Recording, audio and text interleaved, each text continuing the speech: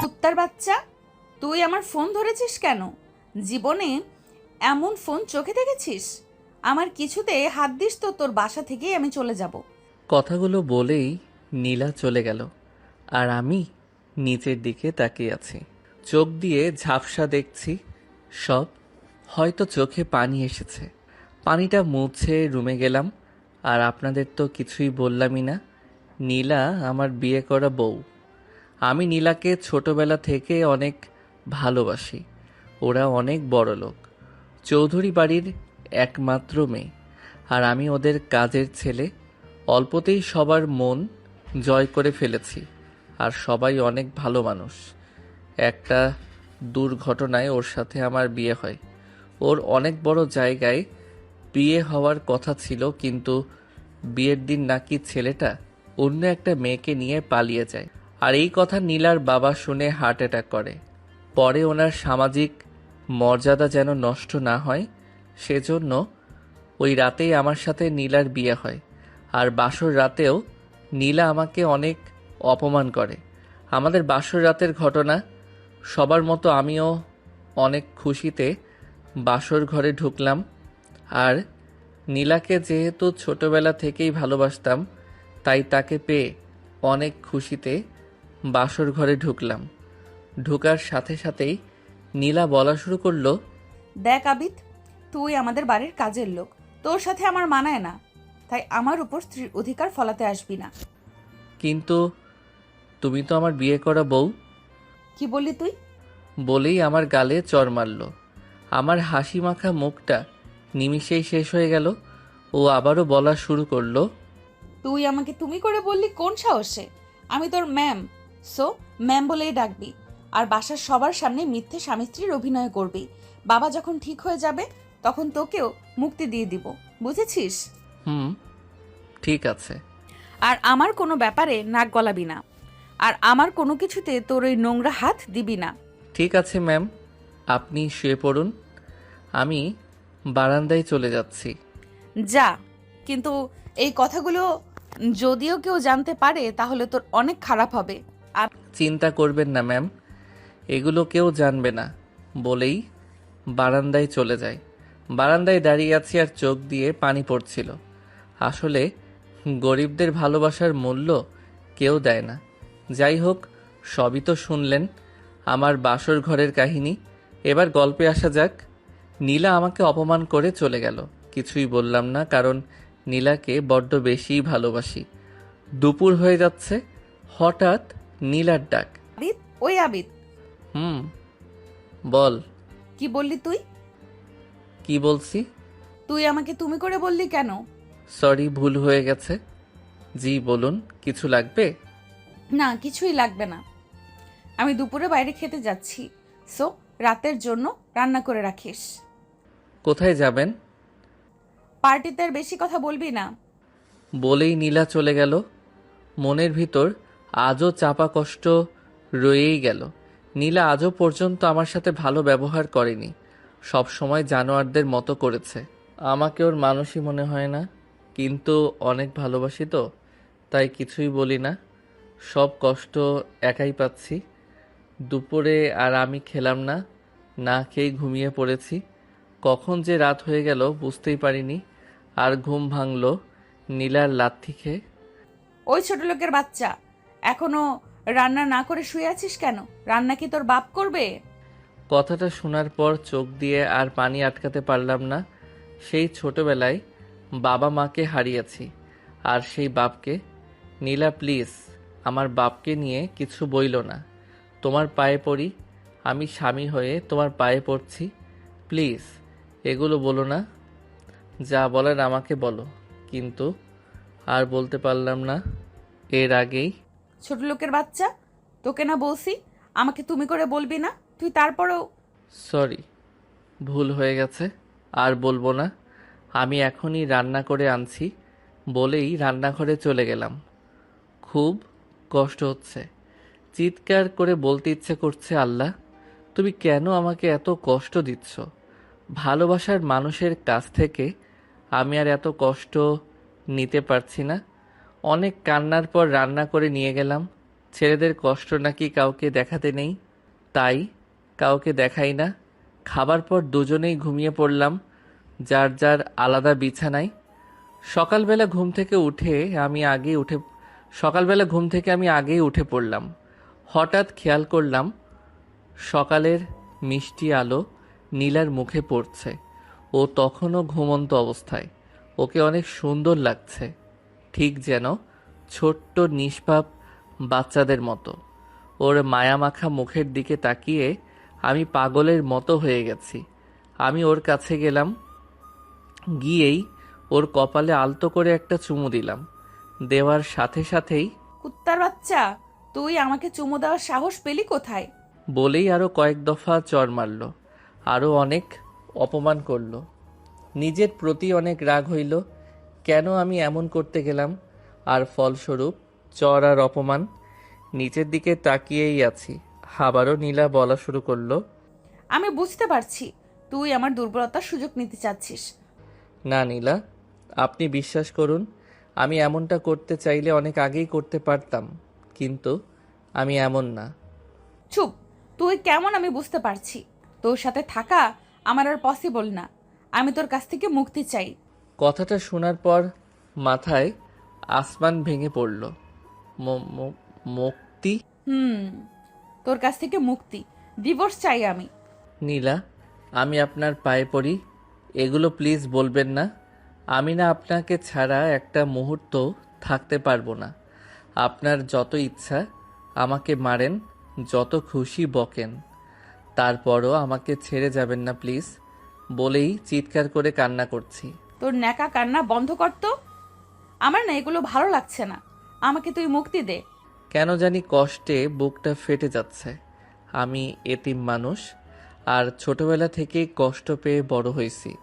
আর আজও কেন জানি নীলা এত অপমান করার পরও নীলাকেই অনেক ভালোবাসতাম, কিন্তু আজও নিজেও হারিয়ে যাবে।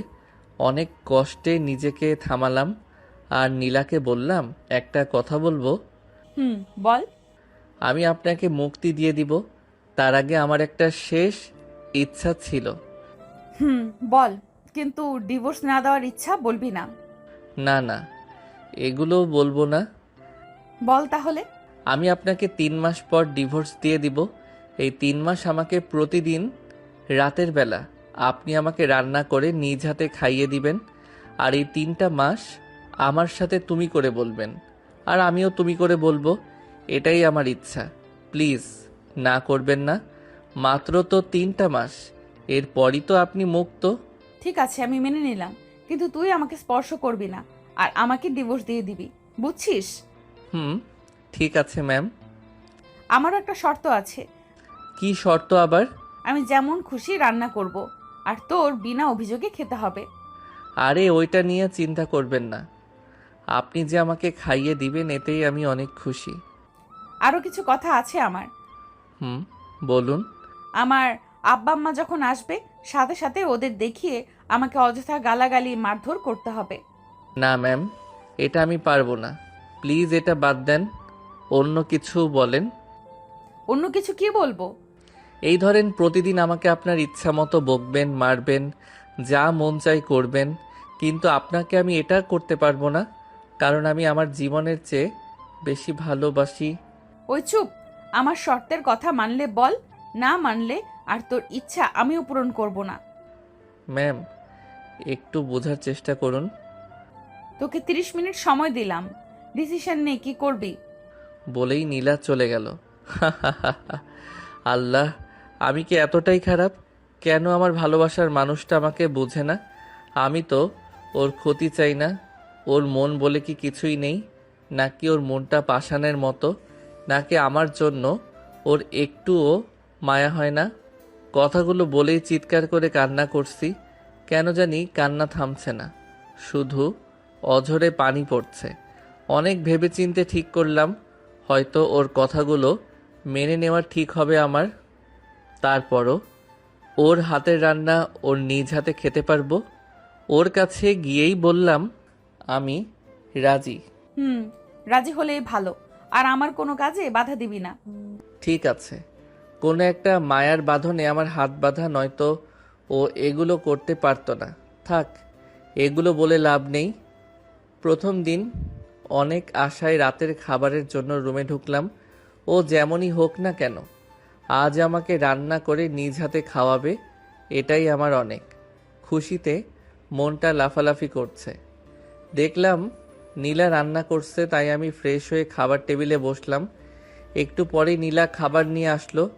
ওর মুখের দিকে আমি খুশি মনে তাকালাম, আর দেখতে পেলাম ওর মুখটা কালবৈশাখী ঝড়ের দিনে যেভাবে আকাশ থাকে ঠিক তেমন তার মুখ, অনেক কালো করে রাখছে। খাওয়ার মুডটাই এখন নষ্ট হয়ে গেছে। তারপরও বেহায়াদের মতো খাওয়ার জন্য ওর সামনে এগোলাম আর নীলাকে বললাম, শর্ত অনুযায়ী আজ থেকে আপনাকে আমি তুমি করে বলবো, আর আপনিও আমাকে তুমি করে বলবেন। হুম। আচ্ছা, এখন কি আমাকে খাইয়ে দিবা? তুমি করে বলাতে ও একটু রেগে গেছে। তারপর রাগ না দেখিয়ে বলল, তুমি তৈরি হও খাবার জন্য। নীলা আমাকে তুমি করে বলায় আমার অনেক খুশি লাগছে। ভালোবাসার মানুষের কাছে একটু কিছু পেলেই সেটা অনেক বড় কিছু। সেটা হয়তো সবাই বুঝে না। আমি একটা ধ্যানে পড়ে গেলাম। নীলার ডাকে ধ্যান ভাঙলো। ওই আবিদ, শুনছো? হুম, আমি খাবার জন্য তৈরি। দাও খাবার, আর আমাকে খাইয়ে দাও। আর জানো, আমি না আজকে অনেক খুশি। খুশি কেন? আরে খুশি হব না কেন? তুমি আমাকে নিজ হাতে খাইয়ে দিবা, সেটা কি যে সে ব্যাপার নাকি? হুম, ঠিক তাই। যেমন কুত্তাকে রাজা একটু করুণা করে খেতে দেয়, ঠিক তেমন। কথাটা শোনার পর কি করব বুঝতে পারছি না। এত কষ্ট লাগে কেন? কেন জানি বুকের বাম পাশটা জ্বলে যাচ্ছে। শেষমেশ আমাকে একটা কুত্তার সাথে তুলনা। থাক, তারপরও তো আমাকে খাইয়ে দিবে। সে আমাকে কুত্তা বিলাই যাই ভাবুক। নীলা, তুমি ঠিকই বলেছ, আমি কুত্তাই।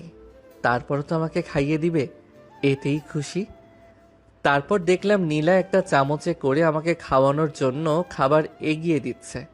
আমি অবাক হয়ে বললাম, নীলা, চামচে না করে হাতে খাইয়ে দিলে অনেক ভালো হতো। ওই চুপ, চামচে করে খাইয়ে দিব। ইচ্ছে হলে খাও, না হলে যাও। আচ্ছা, ঠিক আছে। এরপর নীলা আমার মুখে খাবার তুলে দিল। প্রথম এক চামচ মুখে দেওয়ার পরই আমার চোখ যেন বাইরে বের হয়ে আসছে।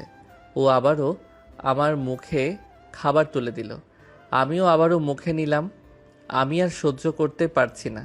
এত ঝাল আর এত মরিচ দিয়ে রান্না করছে, ঝালে আমার দম বন্ধ হয়ে আসছে। কিছু খাবার খাওয়ার পর আমি উঠে পড়লাম, আর কোনো মতে বললাম আমার পেট ভরে গেছে। তারপরও ও জোর করে আরও কয়েক চামচ ঝাল খাবার আমার মুখে পুরে দিল।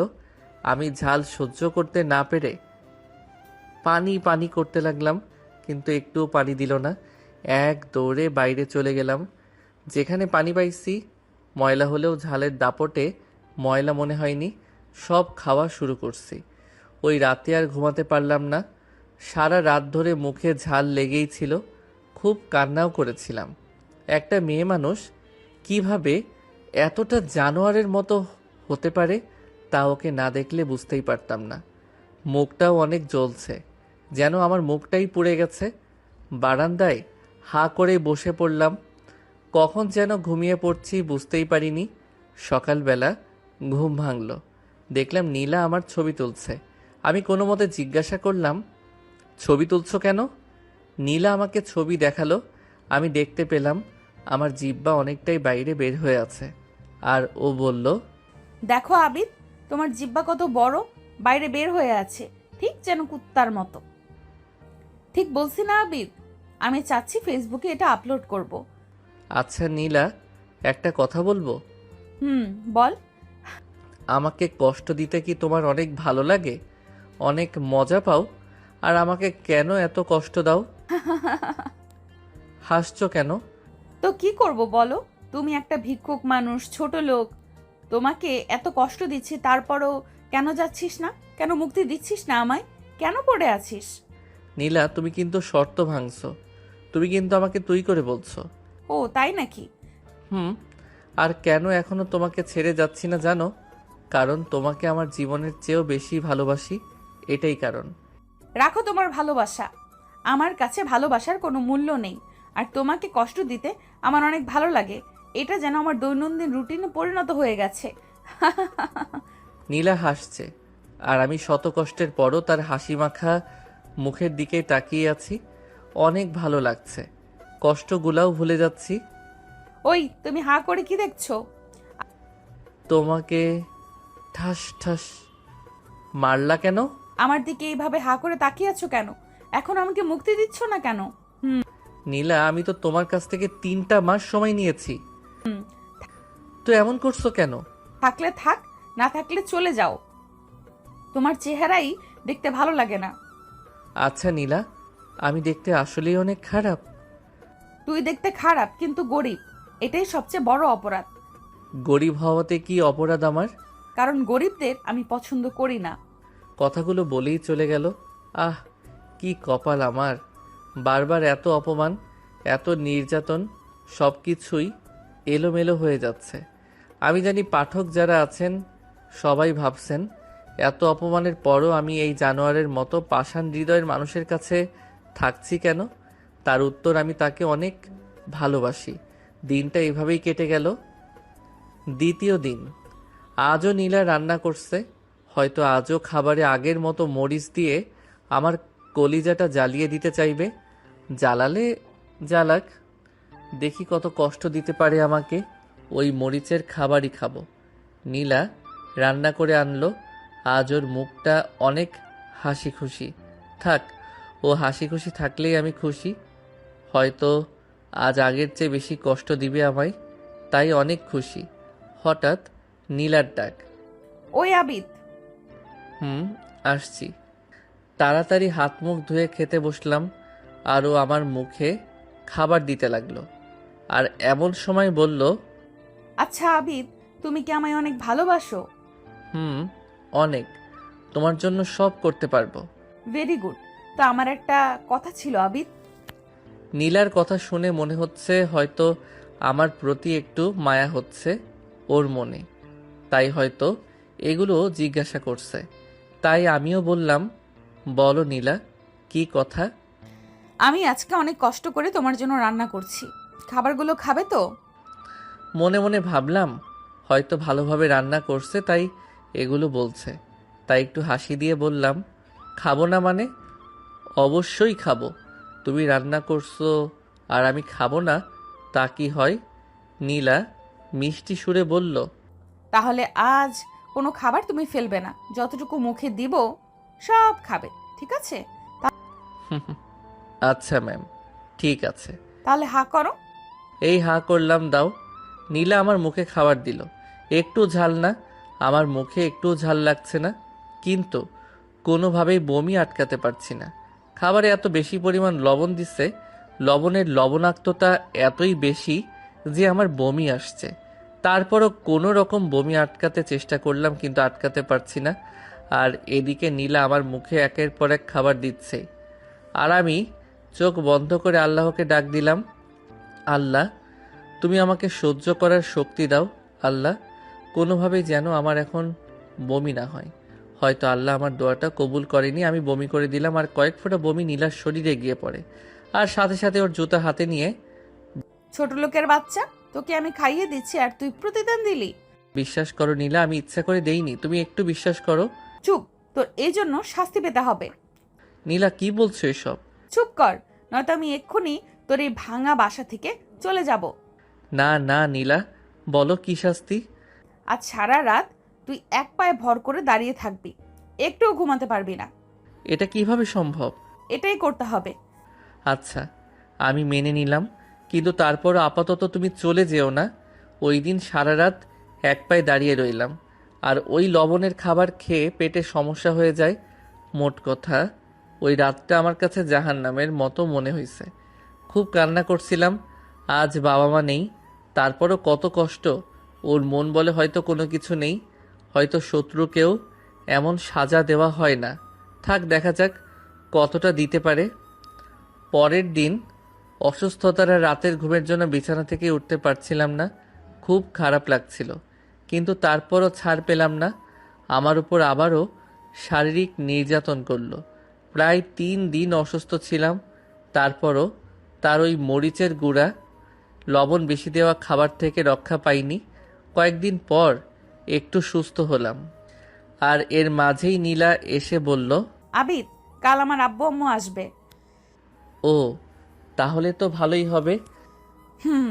আর বাবা মা আসলে তোমার কি কাজ মনে আছে? আরে থাকবে না কেন, তাদের ভালোভাবে আপ্যায়ন করব।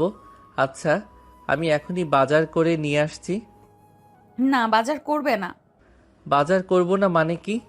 মানে তুমি বাজার করবা না, আর কাল তারা আসা মাত্রই আমার সাথে ঝগড়া করবা আর আমাকে মারবা।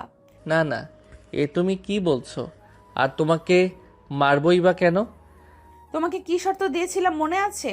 ওর শর্তের কথাটা মনে করে চুপ হয়ে গেলাম, কারণ ওর শর্ত এটাও ছিল। দীর্ঘশ্বাস ফেললাম কয়েকটা, তারপর ঠিক আছে বলে অন্য রুমে চলে গেলাম। পরের দিন নীলার কথা মতো ওর আব্বু আম্মু আসলে ওর সাথে অযথাই ঝগড়া করলাম। নিজের হাত পা অনেক কেঁপেছিল, তারপরও কিছুই করার নেই। ওর আব্বু আম্মু আমাকে অনেক কথা শুনিয়ে চলে যায়। ওর আব্বু বলেছিল, সিয়াদীপ, তুই এতটা নিস, তোর সাথে আমার মেয়ের বিয়ে দিলাম, আর তুই সি সি তোকে অনেক ভালো মনে করেছিলাম, আর আজ তুই আমার মেয়েকে আমার সামনে মারলি। আর তখনই নীলা বলল, বাবা জানো না, ও প্রতিদিনই মদ খেয়ে আসে আর আমাকে যৌতুকের জন্য অনেক মারধর করে। কি বলছিস মা? আব্বু। মারে, তোকে এই জানোয়ারের সাথে থাকতে হবে না, আমার সাথে চল মা। না বাবা, শত হলেও ও আমার স্বামী। ও যতই আঘাত করুক সব আমি মাথা পেতে নিব। তারপর নীলার বাবা চোখে পানি নিয়ে চলে গেল। ওই দিন নীরব দর্শকের মতো শুধু নীলার অভিনয়গুলো দেখছিলাম। খুব ভালো অভিনয় করতে পারে, বুঝতেই পারলাম না এত ভালো অভিনয় ওদের কাছেও আমাকে খারাপ বানিয়ে দিল। ভাবতেই অবাক লাগে, এমন একটা পাষাণ মনের মানুষকে আমি ভালোবাসি, আর ওর জন্য আমি পড়ে আছি। ভাবছিলাম 3টা মাসে দেখি আমি ওর মনে ভালোবাসা তৈরি করতে পারি কিনা, কিন্তু মনে হয় পারবো না। নীলার বাবা মা চলে যাওয়ার পর নীলা বলতে শুরু করে, কেমন দিলাম আবিদ? কথাটা শোনার পর ইচ্ছা করছিল ওর গালে কষে 2টা মারি, নয়তো ওরে গলা টিপে মেরে ফেলি, কিন্তু কোনো এক অদৃশ্য মায়ার জন্য পারলাম না। চুপ করে আছো কেন আবিদ? কি বলবো, আমার না কিছুই বলার নেই। তোর সাথে এমনই হবে যতদিন না তুই আমাকে মুক্তি না দিস। হাসছিস কেন? হাসবো না তো কি করব? কি করবি আবার? কিছুই না নীলা। একটা কথা বলবো নীলা?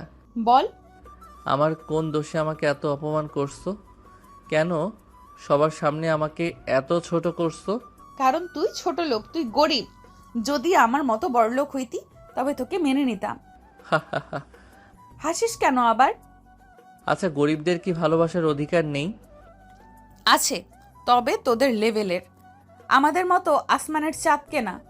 ঠিকই বলেছ নীলা, কিন্তু একটা কথা কি জানো? কি কথা? একদিন ঠিকই আমাকে হারানোর ব্যথা তোমাকে পেতে হবে। অভিশাপ দিচ্ছিস? অভিশাপ না, তোমার ভবিষ্যৎ বাস্তবতা বলছি। গণক হইলে কবে থেকে? গণক না, তবে একটা কথা মনে রেখো, কাউকে কষ্ট দিয়ে কেউ ভালো থাকতে পারে না, তাকেও কাঁদতে হয়, হয় 2 দিন আগে নয়তো 2 দিন পর। আরে রাখ তোর নীতি কথা, আমার সাথে মিলতে হলে আমার মতো টাকার মালিক হতে হবে। টাকা রে টাকা। সেদিন আর কিছুই বললাম না, বুঝতে পারলাম ওর টাকার উপর অনেক লোভ, যার কারণে এমন করছে। পরের দিন, আবিদ, ওই আবিদ, বলো। সামনের সপ্তাহে আবারও আমার আব্বা আসবে, আবারও তুমি এমন করবে? নীলা প্লিজ আর এমন করো না। চুপ। শর্ত অনুযায়ী তোমাকে করতেই হবে। ঠিক আছে। এভাবেই আমার দিন কাটতে লাগলো। হঠাৎ একটা ঘটনা ঘটে গেল, যেটা আমার কাছে স্বপ্নের মতো মনে হলো। ঘটনাটি হলো, কারণ নীলা আজকে পার্টিতে গিয়েছিল আর ড্রিঙ্ক করে ঘরে আসছে। যে মেয়ে এগুলোর গন্ধই ভালো করে সহ্য করতে পারে না, সে ড্রিঙ্ক করেছে। আমার কাছে অন্য রকমই মনে হলো। আর ও ঘরে আসলো হেলতে দুলতে দুলতে। আমি ওকে সাহায্য করার জন্য গেলাম। ও আমাকে কোনো বাধা দিল না। আমি আস্তে করে ওর বিছানায় ওরে শোয়াতে যাব, ও তখনই আমাকে জড়িয়ে ধরল। আমি নীলাকে বললাম, নীলা, ছাড়ো আমায়। না, তোকে আজ ছাড়বো না, তোকে অনেক আদর করব। না নীলা, আমি আর কিছুই বলতে পারলাম না। ও আমাকে পাগলের মতো ধরেছে। বুঝতে পারলাম ড্রিঙ্ক করার নেশায় এগুলো করছে। আর এখন ও নিজের বশে নেই, তাই আমি ওর এই সুযোগ কাজে লাগানোর একটু চেষ্টা করলাম না। অনেক চেষ্টা করলাম নিজেকে ছুটাতে, কিন্তু পারলাম না। ওর নেশা ওকে পাগলের মতো করে তুলেছে। ও আমাকে জড়িয়ে ধরে চুমু দিতে শুরু করলো। কেন জানি নিজের ভিতর বিদ্যুতের মতো শিহরণ লাগতে শুরু করলো। আমি আবারও ব্যর্থ চেষ্টা করলাম, কিন্তু ওর সাথে পারলাম না। ওর নেশা ওকে পাগলের মতো করে দিয়েছে। সেই রাতে আমাদের মধ্যে অনেক কিছু হয়ে যায়, যেগুলো সম্পূর্ণ আমার অনিচ্ছায়।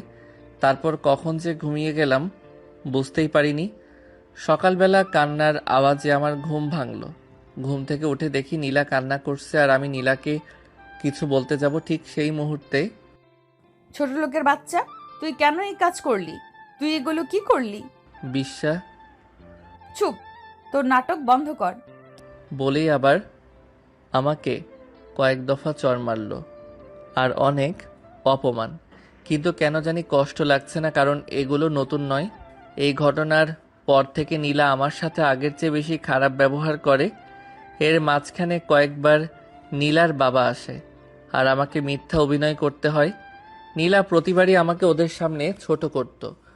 হঠাৎ একদিন নীলা মাথা ঘুরিয়ে পড়ে যায়। আমি অনেক ভয় পেয়ে যাই।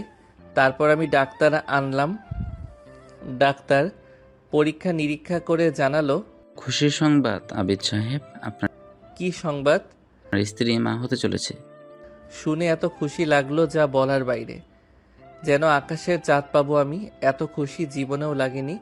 নীলা হঠাৎ আমাকে ডাক দিল। কিরে আবিদ, তুই অনেক খুশি নাকি? নীলা, অনেক খুশি। তোমার কাছে আমি আর কিছুই চাই না, শুধু আমার। চুপ কুত্তার বাচ্চা, এই সন্তান নিয়ে তুই কিছুই বলবি না। তুই কি করে ভাবলি তোর মতো একটা ফকিন্নির বাচ্চার পাপ আমার পেটে রাখবো? ওটা আমি শেষ করে দিব। প্লিজ নীলা, এমন কইরো না। ওর তো কোনো দোষ নেই। চুপ কর, ওটা আমি শেষ করবই, কিন্তু এর ভেতরে আমার একটা খেলা আছে, ওইটা আগে শেষ করি। কিছুই বুঝলাম না কিসের খেলা। হঠাৎ নীলা তার বাবাকে ফোন দিল আর আসতে বলল। আর আমাকে আমার শর্তটাও নীলা মনে করিয়ে দিল, যেন আজও ওর বাবার সামনে ওর সাথে খারাপ ব্যবহার করি আর তাকে মারধর করি। আমার মাথাটা ভন ভন করে ঘুরছে। কেন এমন করছে নীলা, আর নতুন কি প্ল্যান করেছে, সব নিয়ে মাথাটা ঘুরপাক খাচ্ছে আমার, কিন্তু কিছুই বুঝতে পারলাম না। কিছুক্ষণ পর নীলার বাবা আসলো, আর আমি অন্য ঘরে ঘুমানোর অভিনয় করলাম। নীলার বাবা আর নীলার কথাগুলো ঠিক এমন। বাবা, একটা কথা বলবো? বল মা। বাবা, কথাটা শুনে কষ্ট পাবে না তো? কি হয়েছে মা? আমাকে বল। বাবা, তুমি না আমি নাকি? তুমি না নানা হতে চলেছো। হুররে, সত্যি বলছিস মা? বাবা। মারে, আজ তো আমার আনন্দ লাগছে, যা বলে বোঝাতে পারবো না। আদিব কই? ওর কথা আর বলো না বাবা। কেন মা? ও শুধু যৌতুকের জন্য আমাকে মারে। কথাটা শোনার পর আমার চোখ দিয়ে এমনিতেই পানি এসে গেল। খুব ভালোই বলছে আমাকে নিয়ে, আবার একটু পরই এটা নিয়ে আমাকে নাটক করতে হবে। ভালোই, আমার জীবনটাই নাটকের। আমাকে নিয়ে শুধু খেলবে। এরপর খেয়াল করলাম নীলার বাবার কান্না মাখা কণ্ঠ।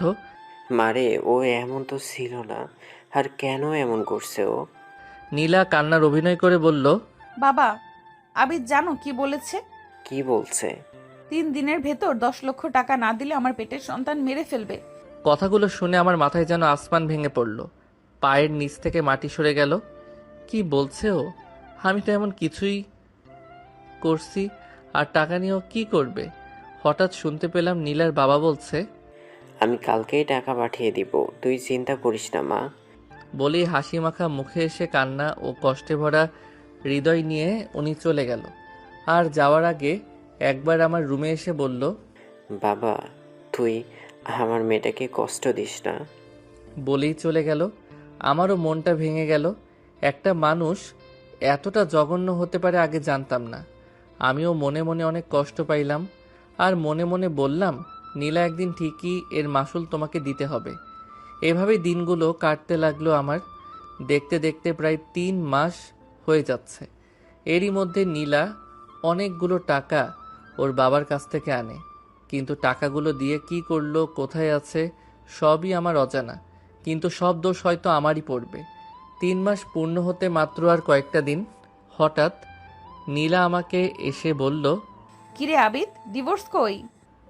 নীলা, এটা না নিলে হয় না। চুপ কর। নীলা, তোমার পেটে আমাদের সন্তান, ওর কথাগুলো একটু ভাবো। ভাবছি তো, তবে আজ একটু ভালোভাবেই ভাব। তুমি এমন করছো কেন নীলা? শুনবি নাকি? হুম, বলো নীলা। তাহলে শোন, আমি একটা অনেক বড়লোক ছেলেকে ভালোবাসি, অনেক টাকার মালিক, তোর মতো ফকিরনি না। তাহলে তো ওকেই বিয়ে করতে পারতে। করতাম, কিন্তু তোর জন্য হলো না। আমার জন্য? তোর জন্য।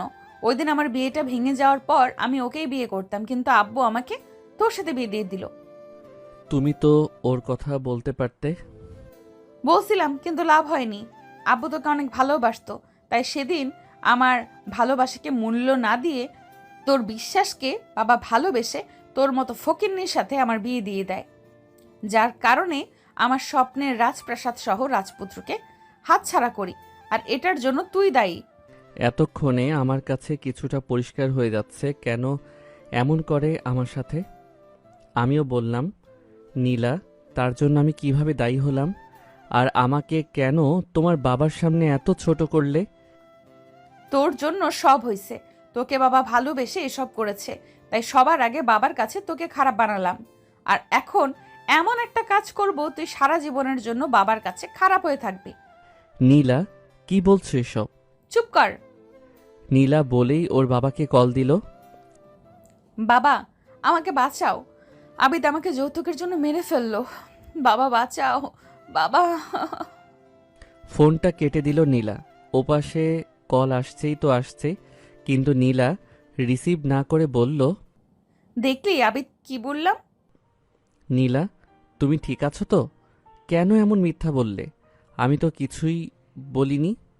শোন আবিদ, তুই বাবাকে দেখিয়ে এত কিছু করিস, আর আমি বাবাকে তোর নামে এত কিছু বলি, তারপরও উনি কেন জানি তোর সামনে একটু রিয়েকশন দেখালেও আমার সামনে বাবা এটা সহজভাবে মেনে নেয়। ডিভোর্সের কথা বলাতে বাবা আমাকে কিছুদিন আগে মারছেও। বুঝতে পারলাম তুই ডিভোর্স দিলেও বাবা আবার আমাকে তোর গলায় ঝুলাবে, তাই আজ নতুন নাটক সাজাইলাম। আর তোর সন্তান ওটাও এখন শেষ করার মাধ্যমে আমার প্ল্যান শেষ করব। বলেই নীলা নিজের পেটের মাঝে নিজেই এমন জোরে আঘাত করল, মনে হয় পেটের বাচ্চাটা শেষ। পুরো ঘর রক্তে ভরে যাচ্ছে। নীলা মাটিতে লুটে পড়ল, আর আমি নীলাকে দৌড়ে গিয়ে ধরলাম। ওকে যেইমাত্র হাসপাতালে নিতে যাব, তখনই নীলার বাবা পুলিশ নিয়ে আমার সামনে হাজির। আর নীলা এতক্ষণ যা বলছিল সব রেকর্ড করেছিলাম, কিন্তু ও হয়তো জানে না রেকর্ড করা কথাগুলো আমার ফোনে ছিল। কিন্তু পরে নীলাকে ধরতে গিয়ে ফোনটা এক সাইডে রাখলাম, কিন্তু কোথায় রাখলাম এত চাপের পরে কিছুই আর মনে থাকলো না। তারপর ওকে যেইমাত্র হাসপাতালে নিতে যাব, তখনই নীলার বাবা পুলিশ নিয়ে আমার সামনে হাজির। নীলার বাবা নীলার অবস্থা দেখেই আমাকে বলল, এটা তুই কি করলি আদিব? তুই টাকার জন্য আমার মেয়েটাকে মেরে ফেললি? বলেই কান্না করে দিছে। বিশ্বাস করেন, আমি এগুলো কিছুই করিনি। ঠাস ঠাস, একদম চুপ। তুই আমার মেয়েটাকে কেন এটা করলি? আব্বা, প্লিজ, এখন এসব বলার সময় না। এখন তাড়াতাড়ি নীলাকে হাসপাতালে নিয়ে যেতে হবে। এক্ষুনি চলুন। যাবো তো। তার আগে তোর ব্যবস্থা করছি। ওসি সাহেব, এখনো বসে আছেন কেন? ওকে গ্রেপ্তার করুন। ও একটা খুনি, আমার মেয়েকে মেরে ফেলেছে। না, আমি কিছুই করিনি।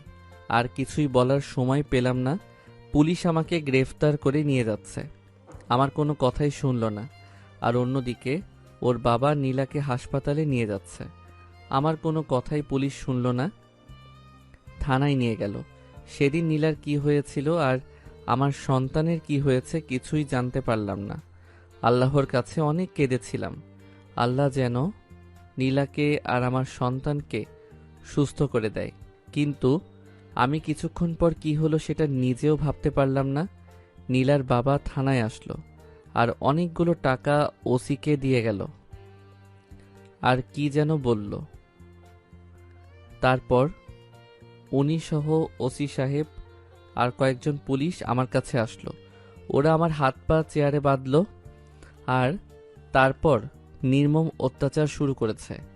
আমি শুধু আল্লাহকে ডাকছিলাম, কিন্তু বেশিক্ষণ ডাকতে পারলাম না। জ্ঞান হারিয়ে ফেললাম। কখন জ্ঞান ফিরল জানি না। জ্ঞান ফেরার পর দেখলাম নীলার বাবা আমার সামনেই চেয়ারে বসে আছে। আমি কোনো মতে নীলার বাবাকে বললাম, নীলা কেমন আছে আর আমার সন্তান কেমন আছে? নীলার বাবা সাথেই আমার গালে। ঠাস ঠাস কুত্তার বাচ্চা, তুই আমার মেয়েটাকে মেরে এখনো জিজ্ঞাসা করছিস? বিশ্বাস করুন, আমি এগুলো করিনি, সব নীলা এগুলো করেছে, যেন আপনি আমাকে খারাপ ভাবেন। চুপ, একদম চুপ। তুই আমার কাছ থেকে এত টাকা নিয়েও আমার মেয়েকে ঠিক মতো রাখলি না কেন? তোর যত টাকা লাগতো সব তো দিয়েছি, তাহলে কেন কেন এমন করলে? বিশ্বাস করুন, আমি কোনো টাকা নেইনি আর আমি এমনও করিনি। চুপ, এখন তোকে শাস্তি পেতেই হবে। বলেই ওসিকে ডাক দিল আর একটু পরই আবার অমানসিক নির্যাতন শুরু করলো। পুরো থানা জুড়ে তখন একটাই চিৎকার ছিল, আমি নির্দোষ, দরকার পড়লে আমাকে মেরে ফেলুন, তারপরও এমন মিথ্যা অপবাদ দিবেন না। কিন্তু কেউ আমার কোনো কথা শুনল না। আমাকে একের পর এক নির্যাতন করেই যাচ্ছে। আমি অনেকবার জ্ঞান হারিয়ে ফেলি। সেদিন নীলার প্রতি সব ভালোবাসাগুলো কেন জানি ঘৃণায় পরিণত হতে লাগলো। পরপর 3 দিন এমন নির্যাতনের পর আমাকে কাঠগড়ায় তোলা হলো। আর সেদিন আমার এমন অবস্থা ছিল, কথাটাও বলতে পারছি না। আমাকে হুইল চেয়ারে করে কাঠগড়ায় তোলা হয় আর আমার বিপক্ষে নীলা সাক্ষ্য দিল। দেখলাম নীলা তখন মোটামুটি সুস্থ। আদালত আমাকে 14 বছরের কারাদণ্ড দিল আর এতে নীলা অনেক খুশি হয়। আমাকে যখন কারাগারে নিয়ে যাওয়া হচ্ছিল তখন নীলা আমার সামনে আসলো আর আমাকে বলল, কিরে আবিদ, কেমন দিলাম? আমাকে সারা জীবন মনে রাখবে ছোট লোকের বাচ্চা। একটা কথা বলবো? বল। আমার সন্তান ঠিক আছে তো? হাসছো কেন? তোর ওই ছোট লোকের পাপ আমার পেটে রাখবো তুই ভাবলি কি করে? ওটা শেষ। ওর ওই বাচ্চার জন্যই আজকে তোর এমন শাস্তি দিতে পারলাম। থু থু। ওর মুখে থুতু দিয়েই ওর উপর ঝাঁপিয়ে পড়লাম। কিন্তু হাতে বেরি পড়া ছিল, তাই কিছুই করতে পারলাম না। আর পুলিশগুলাও আমাকে অনেক শক্তি দিয়ে ধরে রেখেছে আর লাঠি দিয়ে মারছে।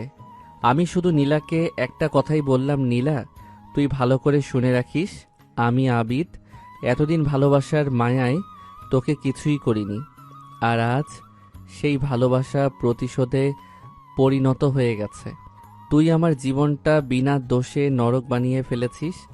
আমার সন্তানকে মেরে আমার উপর দোষ চাপিয়ে দিয়েছিস। আজ থেকে আমার মনে জন্ম নিল ভালোবাসার পরিবর্তে প্রতিশোধের আগুন, আর সেই আগুনে তোর জীবনটাও আমি ছারখার করে দিব। আর বলতে পারলাম না। এরপরই আমার মাথায় পুলিশের একজন কর্মচারী অনেক জোরে লাঠি দিয়ে আঘাত করল আর আমি জ্ঞান হারিয়ে ফেলি। আর যখন জ্ঞান ফিরল তখন আমি পুলিশের হেফাজতে হাসপাতালে। আমি যখন হাসপাতালে আস্তে আস্তে সুস্থ হই তখন আমাকে কারাগারে পাঠানো হয়। আর আমি একটু ঠান্ডা মাথায় ভাবলাম ফোনটা কই রেখেছিলাম, আর আমাকে ওইটা মনে করতেই হবে। নিজে নির্দোষ প্রমাণ করে তারপর আমার প্রতিশোধ নিতে হবে। প্রতিশোধের নেশায় আমার মাথাটা নষ্ট হয়ে যাচ্ছে। আমি জেলখানায় বসে বসে দিন কাটাতে থাকলাম আর ভাবলাম কোথায় রেকর্ডটা রাখছি। সেদিন কোর্টে বলতে পারতাম, কিন্তু বলার শক্তিটাও ছিল না। আর এইদিকে জেলখানার ভিতরে একটা পুলিশকে সব খুলে বললাম, আর কথাগুলো শুনে উনিও কেঁদে দিছে। আসলে পুলিশের ভিতরেও অনেক ভালো মানুষ আছে, তার প্রমাণ আব্দুর রহমান ভাই। আর হ্যাঁ, আব্দুর রহমান ভাই একজন পুলিশ। ওনার সাহায্যে ওনার ফোন নিয়ে আমার সহকারীকে ফোন দিলাম আর বললাম আমার রুম থেকে খুঁজে আমার ফোনটা নিয়ে আসতে, আর যত টাকা লাগে ভালো একটা উকিল ধরতে। ও তাই করলো, আর আমার ফোনটা পেয়ে গেল। সমস্ত সাক্ষ্য পেয়ে জজ সাহেব মুক্ত করে দিল আর নীলার বিরুদ্ধে আইনগত ব্যবস্থা নিতে চাইল। আর তখন জজ সাহেবের পায়ে পড়ে গেলাম, বললাম ওকে যেন কিছু করা না হয়। অনেক রিকোয়েস্টে জজ সাহেব মেনে নিল। ওই দিন কেন জানি জজ সাহেবও কেঁদে ফেলেন, তাও আবার আমার সমস্ত নির্মম ঘটনা শুনে। আমি ওনার কাছ থেকে দোয়া নিয়ে বের হয়ে আসলাম। শুরু করে দিলাম নতুন জীবন, যে জীবনে প্রতিশোধের আগুন। সবাই ভাবতে পারেন জজ সাহেব আইনগত ব্যবস্থা নিতে চাইলে আমি না করলাম কেন? কারণ ওর শাস্তি আমি নিজে দেব। নিজের প্ল্যানগুলো শুরু করলাম। পরের দিন নীলার বাসায় উকিল সাহেব নোটিশ নিয়ে গেল, আর তখনই নীলার বাবা আসলো। উকিল সাহেব, কি ব্যাপার আপনারা? চৌধুরী সাহেব, আগামী 1 মাসের ভিতরে আপনার বাসা, মিল, ফ্যাক্টরি সব কিছু খালি করে দিতে হবে। মানে কি উকিল সাহেব? কোর্ট থেকে নির্দেশ এসেছে, এই দেখুন কোর্ট নির্দেশ। উনি তখন সব কাগজপত্র দেখে বলল, কে নোটিশ পাঠাইছে উকিল সাহেব?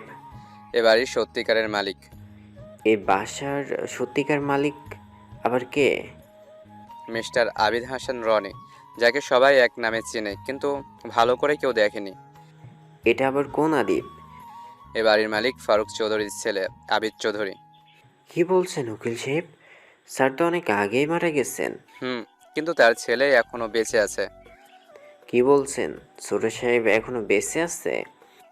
এখনো বেঁচে আছে। কিন্তু উনি যে বেঁচে আছে তার প্রমাণ কি? এ নিন তার প্রমাণ। তারপর উকিল সাহেব ওনার হাতে অনেকগুলো কাগজ দিল।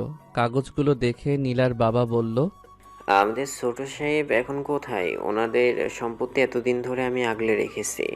এখন ওনার সম্পত্তি ওনার হাতে বুঝিয়ে দিতে পারলে আমি মরেও শান্তি পাবো। আমাদের ছোট সাহেব আদিব চৌধুরী কোথায়? খুব শীঘ্রই আসবেন উনি। আর আপনারা আপনাদের সব কিছু গুছিয়ে বাড়ি খালি করুন। বলেই উকিল সাহেব চলে আসলেন। আর এই খবরটা পেয়ে আমি অনেক খুশি হলাম। এতদিন পর আমি আমার নিজের পরিচয় প্রকাশ করব, ভাবতে অবাক লাগছে। বাড়ির মালিক হয়ে আমি একটা লোভী পাষাণ হৃদয়ের মানুষের জন্য 5টা বছর চাকরগিরি করেছে, আর তার প্রতিদান আমাকে ভয়াবহভাবে দিল। এর প্রতিশোধ আমি হাড়ে হাড়ে নিব। প্রতিশোধের আগুন বুকের ভিতর দাউ দাউ করে চলছে। এর পরের দিন ঘটাইলাম অন্য ঘটনা, যা নীলা দেখে হা করে আছে।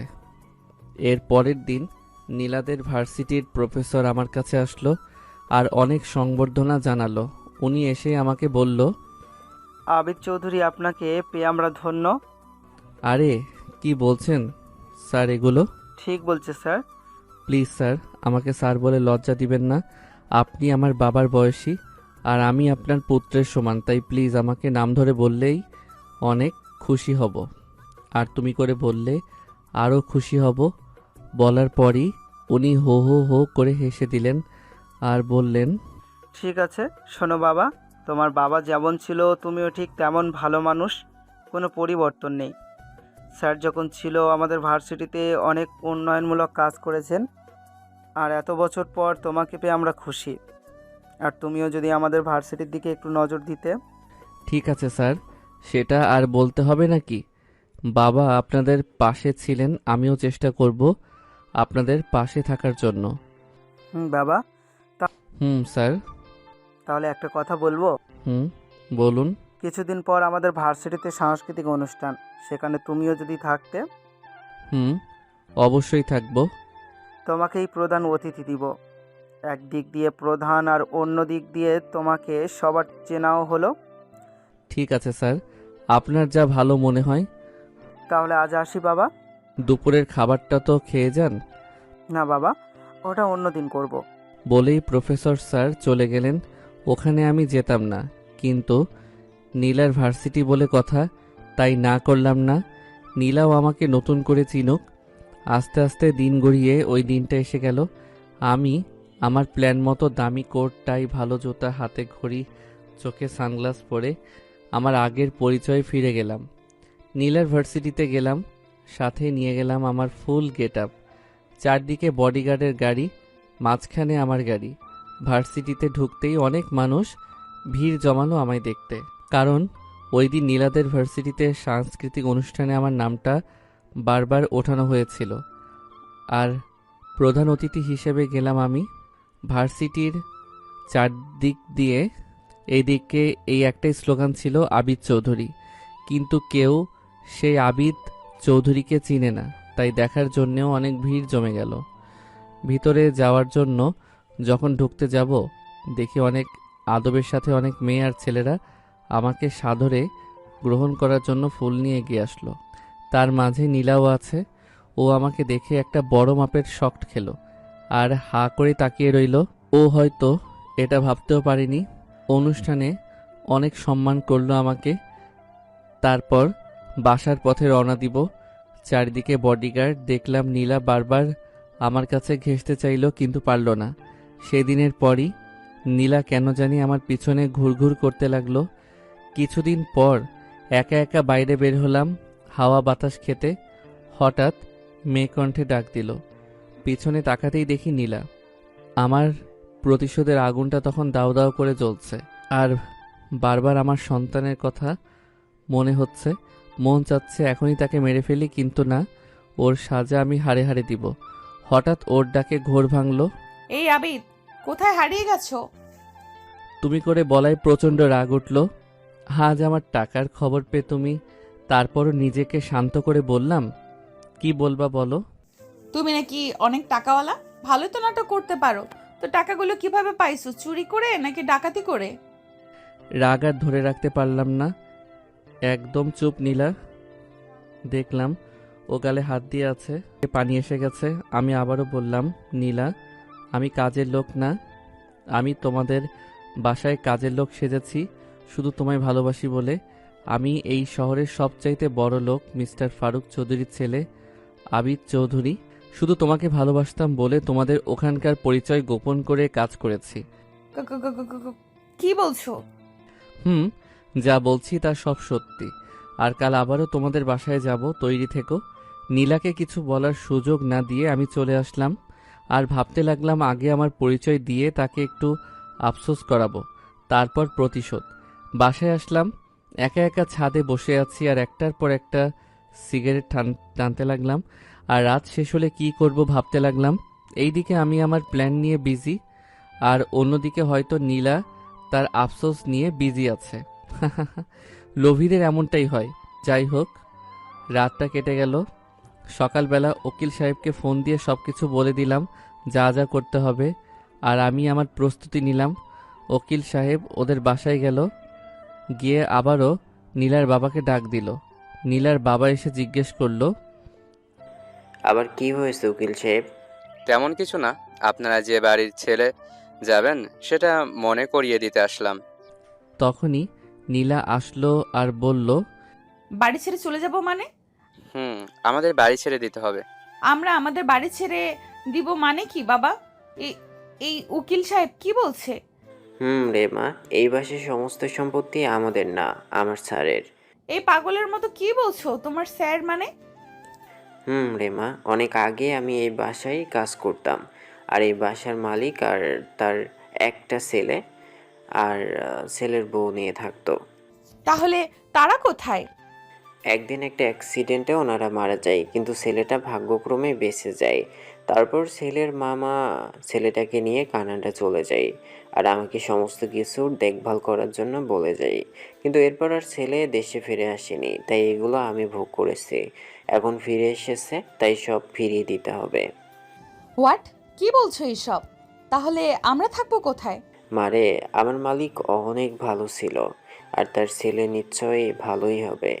আর এতদিন ধরে ওনাদের সব কিছু দেখাশোনা করেছি, তো উনি নিশ্চয়ই আমাদের থাকার ব্যবস্থাটাও করে দিবে।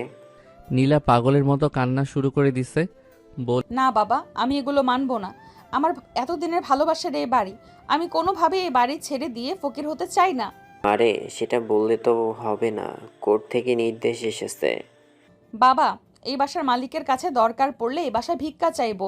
আর উনি যেহেতু অনেক বড় মনের আর ধনী মানুষ, তার জন্য এটা আমাদের দিয়ে দিলেও সমস্যা হবে না। বলেই আরও কান্না শুরু করে দিল।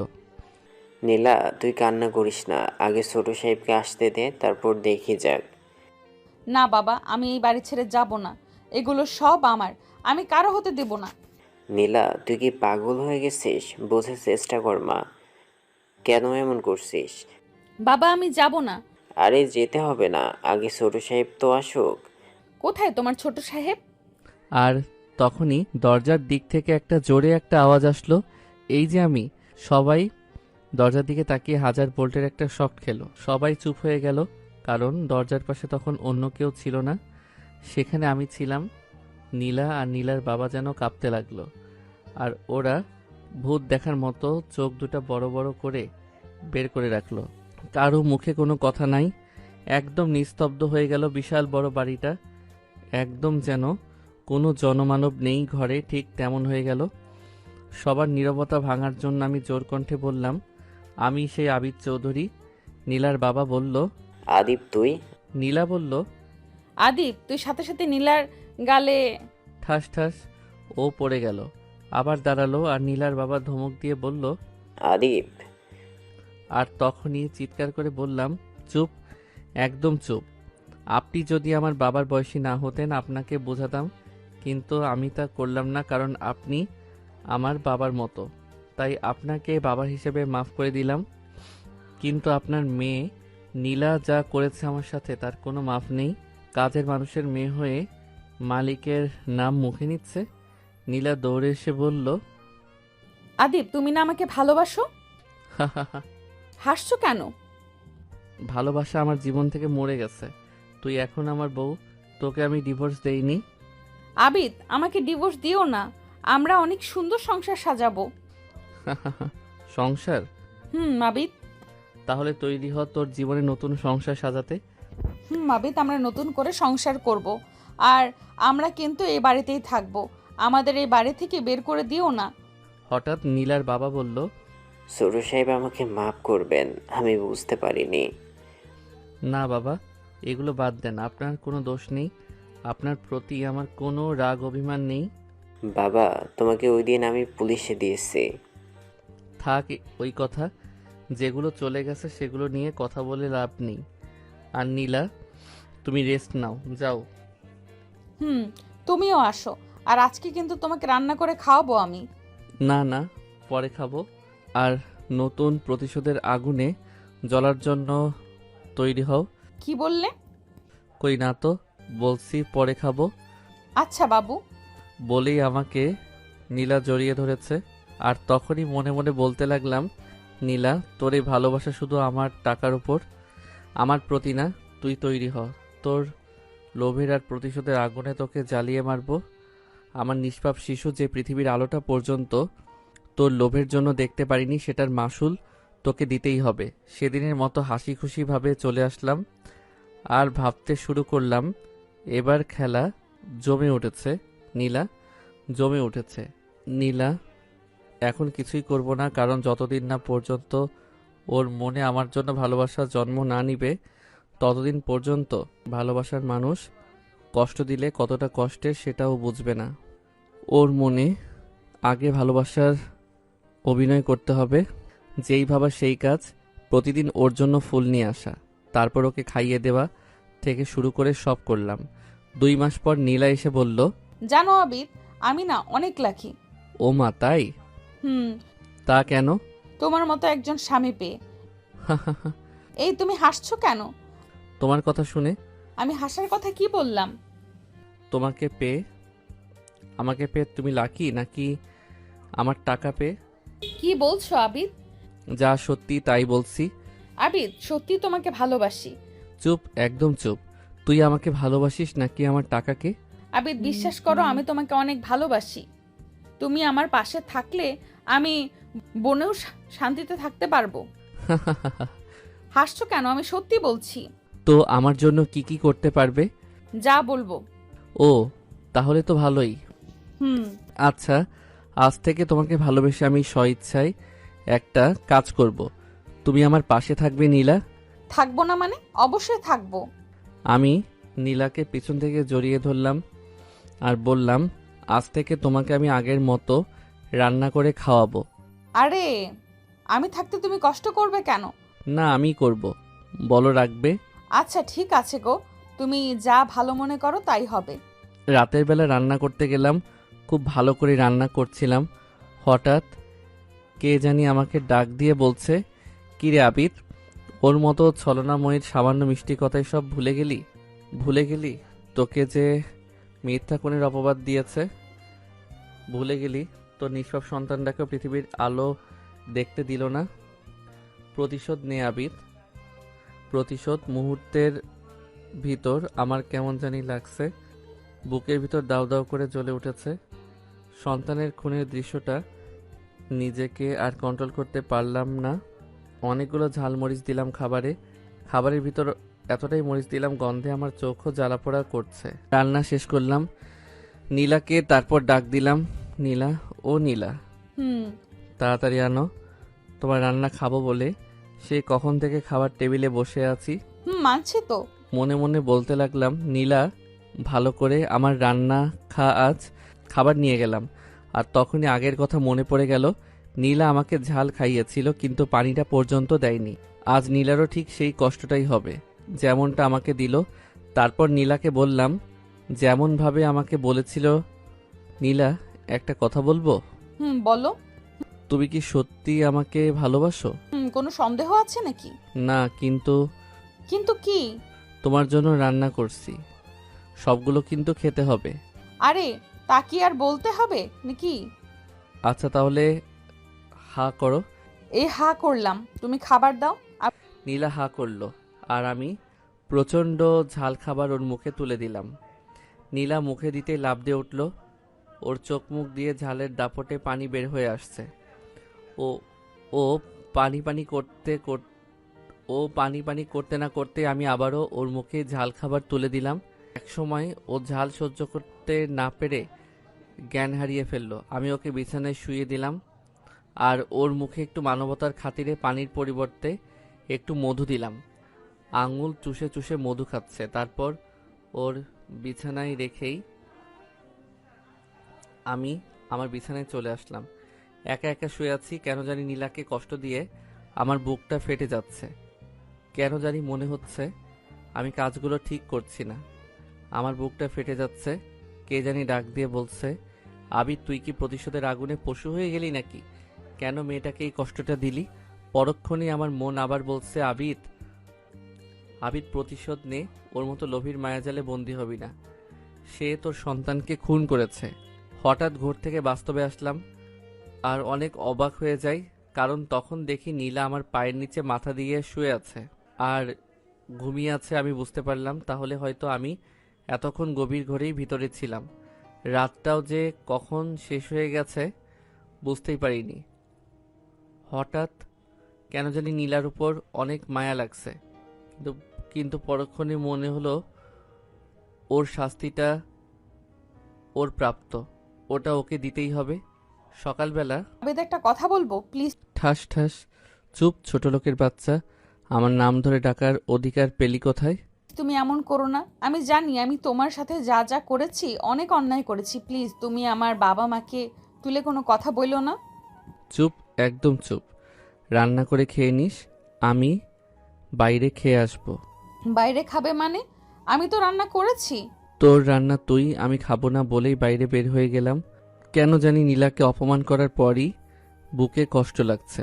মনে মনে বললাম, যতই কষ্ট হোক আমি আমার প্রতিশোধ, হ্যাঁ, প্রতিশোধই নিব। বাইরে থেকে খেয়ে এসে ঘরে ঢুকলাম, গিয়ে দেখি নীলা আমার ফোন টিস্যু দিয়ে মুছতেছে। আমার তখনই আগের কথা মনে পড়ে গেল। ওর ফোন ধরায় আমার সাথে যেমন করেছে আমিও সব করব। সাথে সাথে গিয়েই ঠাস ঠাস, ছোট লোক কোথাকার, তুই আমার ফোন ধরলি কেন? এগুলো কি বলছো আবিদ? তুমি এমন কেন করছো? দুদিন ধরে তোমার কি হয়েছে? ঠাস ঠাস, আমার নাম ধরে ডাকলি কেন? আজ থেকে সাহেব বলে ডাকবি, নয়তো তোকে আমার বাসা থেকে বের করে দিব। ঠিক আছে সাহেব। বলেই আমার পায়ে পড়ে গেল আর বলতে লাগলো, আমাকে অন্তত কাজের লোক হিসেবেই আপনার কাছে রাখুন। আপনাকে ছাড়া আমি একটা মুহূর্তও থাকতে পারবো না। বলেই কান্না করতে করতে অন্য রুমে চলে গেল। যাক, ওদের মতো লোভীদের শাস্তি পেতে হবে।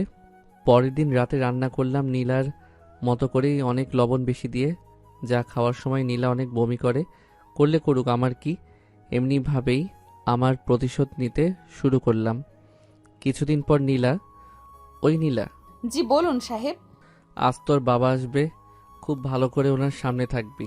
আর আমার বিরুদ্ধে একটা কথা বললেই তোকে ঘাড় ধাক্কা দিয়ে বের করে দিব। আর ওনার সামনে আমরা অনেক ভালো স্বামী স্ত্রী, আর আমার সাথে তুই খারাপ ব্যবহার করবি। আমি বাজার থেকে অনেক কিছু আনলেও তুই খারাপ ব্যবহার করবি, মনে থাকবে? কিন্তু কোনো কিন্তু নেই। ঠিক আছে। নীলার বাবা আসলো আর আমি আমার মতো শুরু করলাম। আরে আব্বা কেমন আছেন? শরীর ভালো আছে তো? বাবা, ভালোই। তুমি? হুম, ভালোই। নীলা কোথায় বাবা? ওকে অনেক দিন ধরে দেখি না। আচ্ছা, আমি ডাকছি। নীলা, ও নীলা, কই তুমি? নীলা তখনই আসলো, এসে বলল। গরুর মতো এত চিল্লাচ্ছিস কেন? নীলার এমনভাবে কথা বলা দেখে নীলার বাবা বাসা থেকে দাঁড়িয়ে গেল। নীলা, তুই তোর স্বামীকে কি বলেছিস? তুমি চুপ থাকো। ওর মতো স্বামী থাকলেই কি আর না থাকলেই কি? নীলা। বলেই নীলার বাবা ঠাস ঠাস করে মারল। সি, নীলা তুই এতটা চেঞ্জ হয়ে যাবি বুঝতে পারিনি। আমি কোনো চেঞ্জ হইনি বাবা। ওর মতো স্বামী আমার দরকার নেই। চুপ নীলা, এতদিন আদিবকে দেখেছিলাম তোর সাথে খারাপ ব্যবহার করতে, আর যে আদিব সব ভুল বুঝে ভালো হয়ে গেল, আর তুই সেই মুহূর্ত থেকে সি নীলা। বলেই নীলার বাবা চলে যেতে চাইল, কিন্তু সেই দিনটার বিপরীত করলাম আমি নীলার বাবাকে অনেক জোর করলাম আমাদের সাথে থাকতে, কিন্তু থাকলো না। নীলার খারাপ ব্যবহার দেখে আর অন্যদিকে নিজের বাবার সামনে নিজে খারাপ হয়ে গেল নীলা। আগে যেমনটা খারাপ হয়েছিলাম আমি, এখন সেটা নীলা হচ্ছে। নীলা হঠাৎ কেঁদে কেঁদে বলল, একটা কথা বলবো আবিদ? আবার নাম? সরি, একটা কথা বলার ছিল। বলো। আপনি তো জানেন বাবা ছাড়া আমার আর কেউ নেই। এখন বাবার সামনে আমাকে খারাপ না বানালে হয় না। দেখুন, বাবা এটা মেনে নিতে পারবে আমি বাবার অনেক আদরের মেয়ে। আর আজ যা হলো, বাবা আমার উপর অনেক রাগ করে থাকবে। বলেই নীলা কান্না করতে লাগলো। হাসছেন কেন? হাসবো না তো কি করব? কই, আমার বেলা তো এই কথাটা ভাবিসনি। আমিও তো তোকে বলেছিলাম আমি বাবা মা হারা একটা এতিম মানুষ, কিন্তু তোর বাবা আমাকে অনেকটা বাবার মতো ভালোবাসতো, আর তুই সেদিন আস্তে আস্তে করে তোর বাবার কাছে আমাকে খারাপ বানিয়ে দিয়েছিলি। সেদিন এই কথাটা মাথায় আসেনি। আমাকে মাফ করে। আর তুমি কি সেটার প্রতিশোধ নিচ্ছ? ঠিক ধরেছিস, আমার বুকে প্রতিশোধের আগুন বইছে। প্রতিশোধ বাঁচতে চাইলে এখনই চলে যা। তুমি যতই প্রতিশোধ নিতে পারো, আমি যাব না। একটা সময় ভালোবাসা কি সেটা আমি বুঝিনি, কিন্তু আজ বুঝতে পারছি। তুমি যত খুশি নিতে পারো, আমি তোমাকে ছেড়ে যাব না। পারলে আমাকে মেরে ফেলতে পারো। ভূতের মুখে মুখে এগুলো মানায় না, অন্তত তোর মুখে নীতি কথা তো একদমই মানায় না। কেন এমন করছো? ওই বেশি বকবক করবি। আর হ্যাঁ, তোকে তো আমি মেরেই ফেলবো। তুই আমার নিষ্পাপ মাসুম বাচ্চাটাকে পৃথিবীর আলো দেখতে দিলি। সেদিন তোর পায়ে পড়েছিলাম, আমার কোনো কথা শুনলি না। আজ আমিও শুনবো না, আমি প্রতিশোধ নেবই। বলে চলে আসলাম। অনেক রাত হয়ে গেছে, তাই ঘুমিয়ে পড়লাম। হঠাৎ চোখে পড়লো ছোট একটা বাচ্চা কান্না করছে। এ কি, আমার ঘরে বাচ্চা আসলো কোথা থেকে? আমি ভয়ে ভয়ে এগিয়ে গেলাম। সামনে যেতেই বাচ্চাটা চলে যাচ্ছে, আমিও সাথে সাথেই যাচ্ছি। বাচ্চাটা দেখলাম আব্বা আম্মু করে কান্না করছে। সামনে গেলাম, দেখলাম অনেক সুন্দর একটা বাচ্চা, কিন্তু অবাক করার বিষয় হলো বাচ্চাটা অনেকটা আমার মতোই দেখতে। বাচ্চাটার শরীর অনেক ঠান্ডা। তোমার নাম কি বাবু? কান্না করছো কেন? আব্বু। কোথায় তোমার আব্বু? তুমিই আমার আব্বু। কি বলছো এসব? হুম। অবাক করা বিষয় হলো বাচ্চাটা অনেক ছোট, কিন্তু বড়দের মতো কথা বলছে কিভাবে? বয়স বড় জোর 7 থেকে 8 মাস। আমি অনেকটাই ভয় পেয়ে গেলাম, কলিজা কাঁপছে আমার। কাঁপা কাঁপা কণ্ঠে বললাম, কে তুমি? আব্বু, আমি তোমার ছেলে। না, আমার কোনো ছেলে নেই আব্বু আব্বু বলেই কান্না করছে। আমার প্রতিটা লোম দিয়ে পানি বের হচ্ছে, কলিজা শুকিয়ে গেছে। কে তুমি? আমি তোমার মৃত সন্তান। আমি আরো ভয় পেয়ে গেলাম।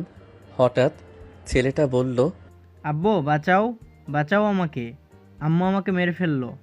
হঠাৎ ছেলেটার মুখ দিয়ে রক্ত বের হচ্ছে। আমি ভয়ে চুপ হয়ে গেলাম।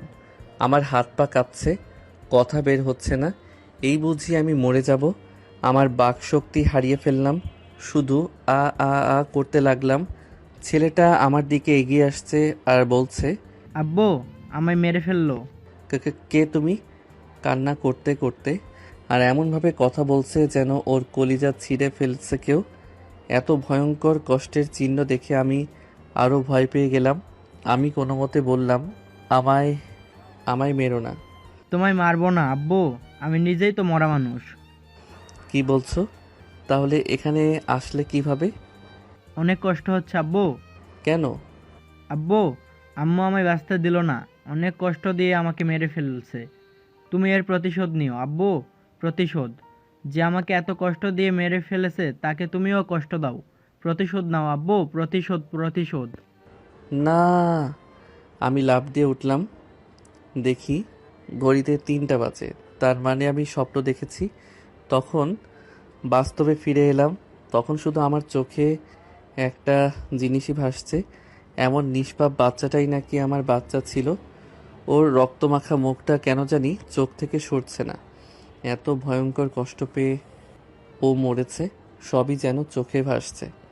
আর কানে আসছে, প্রতিশোধ নাও আব্বু, প্রতিশোধ। আর তখনই কেন জানি বুকে অনেক কষ্ট অনুভব করতে লাগলাম। সন্তান হারানোর ব্যথা আর সাথে জ্বলে উঠেছে প্রতিশোধের আগুন। নীলা, তুই তৈরি হ। আমার সন্তানকে তুই যতটা কষ্ট দিয়ে মেরেছিস তার চেয়ে বেশি কষ্ট তোকে পেতে হবে। তোর মিথ্যা ভালোবাসার বিরুদ্ধে শুরু হয়ে গেছে প্রতিশোধ। সেদিন আর রাতে ঘুমোতে পারলাম না, বুকটা শুধু খা খা করছে। আর মনে মনে ভাবছি, নীলা তো আমার উপর রাগ দেখিয়েছিল, আর সেজন্য আমার উপর কত নির্যাতন করেছে। কিন্তু আমার সন্তান কি করেছিল? তাকে কেন এভাবে পৃথিবীর আলো দেখার আগেই পৃথিবী থেকে বিদায় নিতে হলো? নীলাকে শাস্তি পেতেই হবে। সকালবেলা নীলা ঘুমিয়ে আছে, ওর মুখের দিকে তাকাতেই আমার কেন জানি ওর প্রতি মায়া হলো। মনে হচ্ছে এই বুঝি ওর প্রেমে পড়ে যাব। কেন জানি ওর মুখটা অনেক নিষ্পাপ লাগতে শুরু করলো। আমি ওর প্রেমে হাবুডুবু খাচ্ছি। মনে হয় পুরাতন প্রেম আবার জেগে উঠেছে। আস্তে আস্তে ওর সামনে গেলাম, ওর নিষ্পাপ কপালে একটা চুমু দিতে যাব, আর তখনই কেউ আমায় ডাক দিয়ে বলল, আব্বু প্রতিশোধ নাও, ওর মিথ্যা মায়ায় পড়ো না। মুহূর্তেই ওর প্রতি ভালোবাসাটা আমার প্রতিশোধে রূপ নিল। আমি ওর যে মুখে চুমু দিতে যাব, সেই মুখটা এখন আমার কাছে বিষের মতো লাগছে। অথচ কিছুক্ষণ আগেও এই মুখটা আমার কাছে নিষ্পাপ মনে হয়েছে। কিন্তু না, ওর সাজা ওকে পেতেই হবে বলেই চুমুর পরিবর্তে ঠাস ঠাস চর খেয়ে সাথে সাথে ওর ঘুম ভেঙে গেল। ও আমার দিকে ভয়ার্ত দৃষ্টিতে তাকিয়ে রইল। ওর চোখ দিয়ে টলমল করে পানি পড়ছে। ও আমাকে বলল, আমাকে মারছেন কেন? আমি কি ভুল করেছি? চুপ, একদম চুপ। তোর মতো চাকরানি হবারও তোর যোগ্যতা নেই। কত সকাল হয়েছে দেখেছি। এখন কি তোর বাপ রান্না করবে? প্লিজ আমার বাবাকে নিয়ে কিছু বলো না। যা বলার আমাকে বলো, উনি তো কোনো দোষ করেননি। হাসছো কেন? নীলা, মনে আছে একদিন আমিও তোকে এই কথাগুলো বলেছিলাম, কিন্তু আমি সেদিন গরিব ছিলাম বলে আমার মৃত বাবা মাও রেহাই পায়নি। তুই ঠিকই বলেছিলি, আমার কথা শুনিসনি। প্লিজ আবিদ, বিশ্বাস করো, আমি ভালো হয়ে গেছি। আগের নীলার সাথে বর্তমানের নীলার কোনো মিল নেই। এখন যে নীলা তোমার সামনে আছে, সে তোমাকে তার জীবনের চেয়েও ভালোবাসে। হাসছো কেন? তুই আগের চেয়ে পরিবর্তন হয়ে গেছিস। আবিদ, সত্যি বলছি। তাহলে শোন, আমিও না পরিবর্তন হয়ে গেছি। মানে?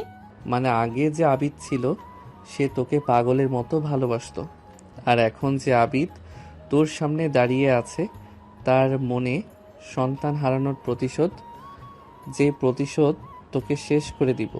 আবিদ, তুমি এগুলো কি বলছো? ঠাস ঠাস, বেশি কথা বলবি না। আবিদ, এমন করো না। চুপ করে রান্নাঘর গিয়ে নীলা চোখের পানি মুছতে মুছতে রান্নাঘরে গেল। মনটা কেন জানি একটু ভালোই লাগছে। অপরাধীর শাস্তি বলে কথা, এভাবে ওর সাথে প্রতিদিন খারাপ ব্যবহার করতাম, আর আমি যতই ওর সাথে খারাপ ব্যবহার করি না কেন ও এখন আমাকে পাগলের মতো ভালোবাসে। এক সময় ও আমার ভালোবাসাকে পুঁজি করে আমায় অনেক অপমান করেছে, আর আজ আমি ওর ভালোবাসাকে পুঁজি করে প্রতিশোধ নিচ্ছি।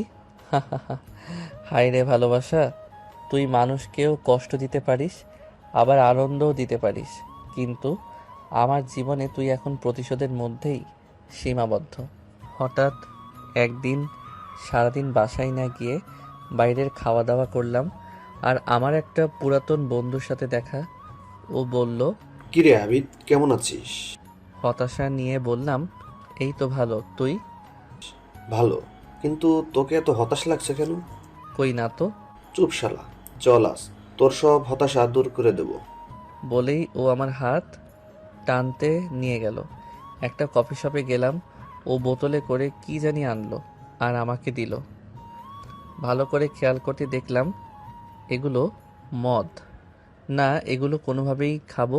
তাই আমি চলে আসতে লাগলাম, কিন্তু আমার বন্ধু আসতে দিল না, অনেক জোর করে খাওয়ালো। একটু খাওয়ার পর কেন জানি ভালোই লাগছে, যেন বুকের কষ্টটা কমে যাচ্ছে, তাই আরও খাওয়া শুরু করলাম। খেতে খেতে একাই আমি এক বোতল শেষ করে দিলাম। অনেক মাতাল হয়ে গেলাম। বাসায় ঢুকলাম, দেখলাম কোথা থেকে যেন কান্নার আওয়াজ আসতে লাগলো। আমি কোনো মতে সামনে এগোতে লাগলাম। যেতে যেতে দেখলাম নীলার রুম থেকে কান্নার আওয়াজ। তখন আমার মাথাটা এমনিতেই ঘুরছিল। তারপরও মনোযোগ দিয়ে শুনতে লাগলাম। নীলা নামাজরত অবস্থায় মোনাজাতে বলতে লাগলো, হে আল্লাহ, আবিদকে তুমি ভালো রেখো, ওকে তুমি সুস্থ রেখো।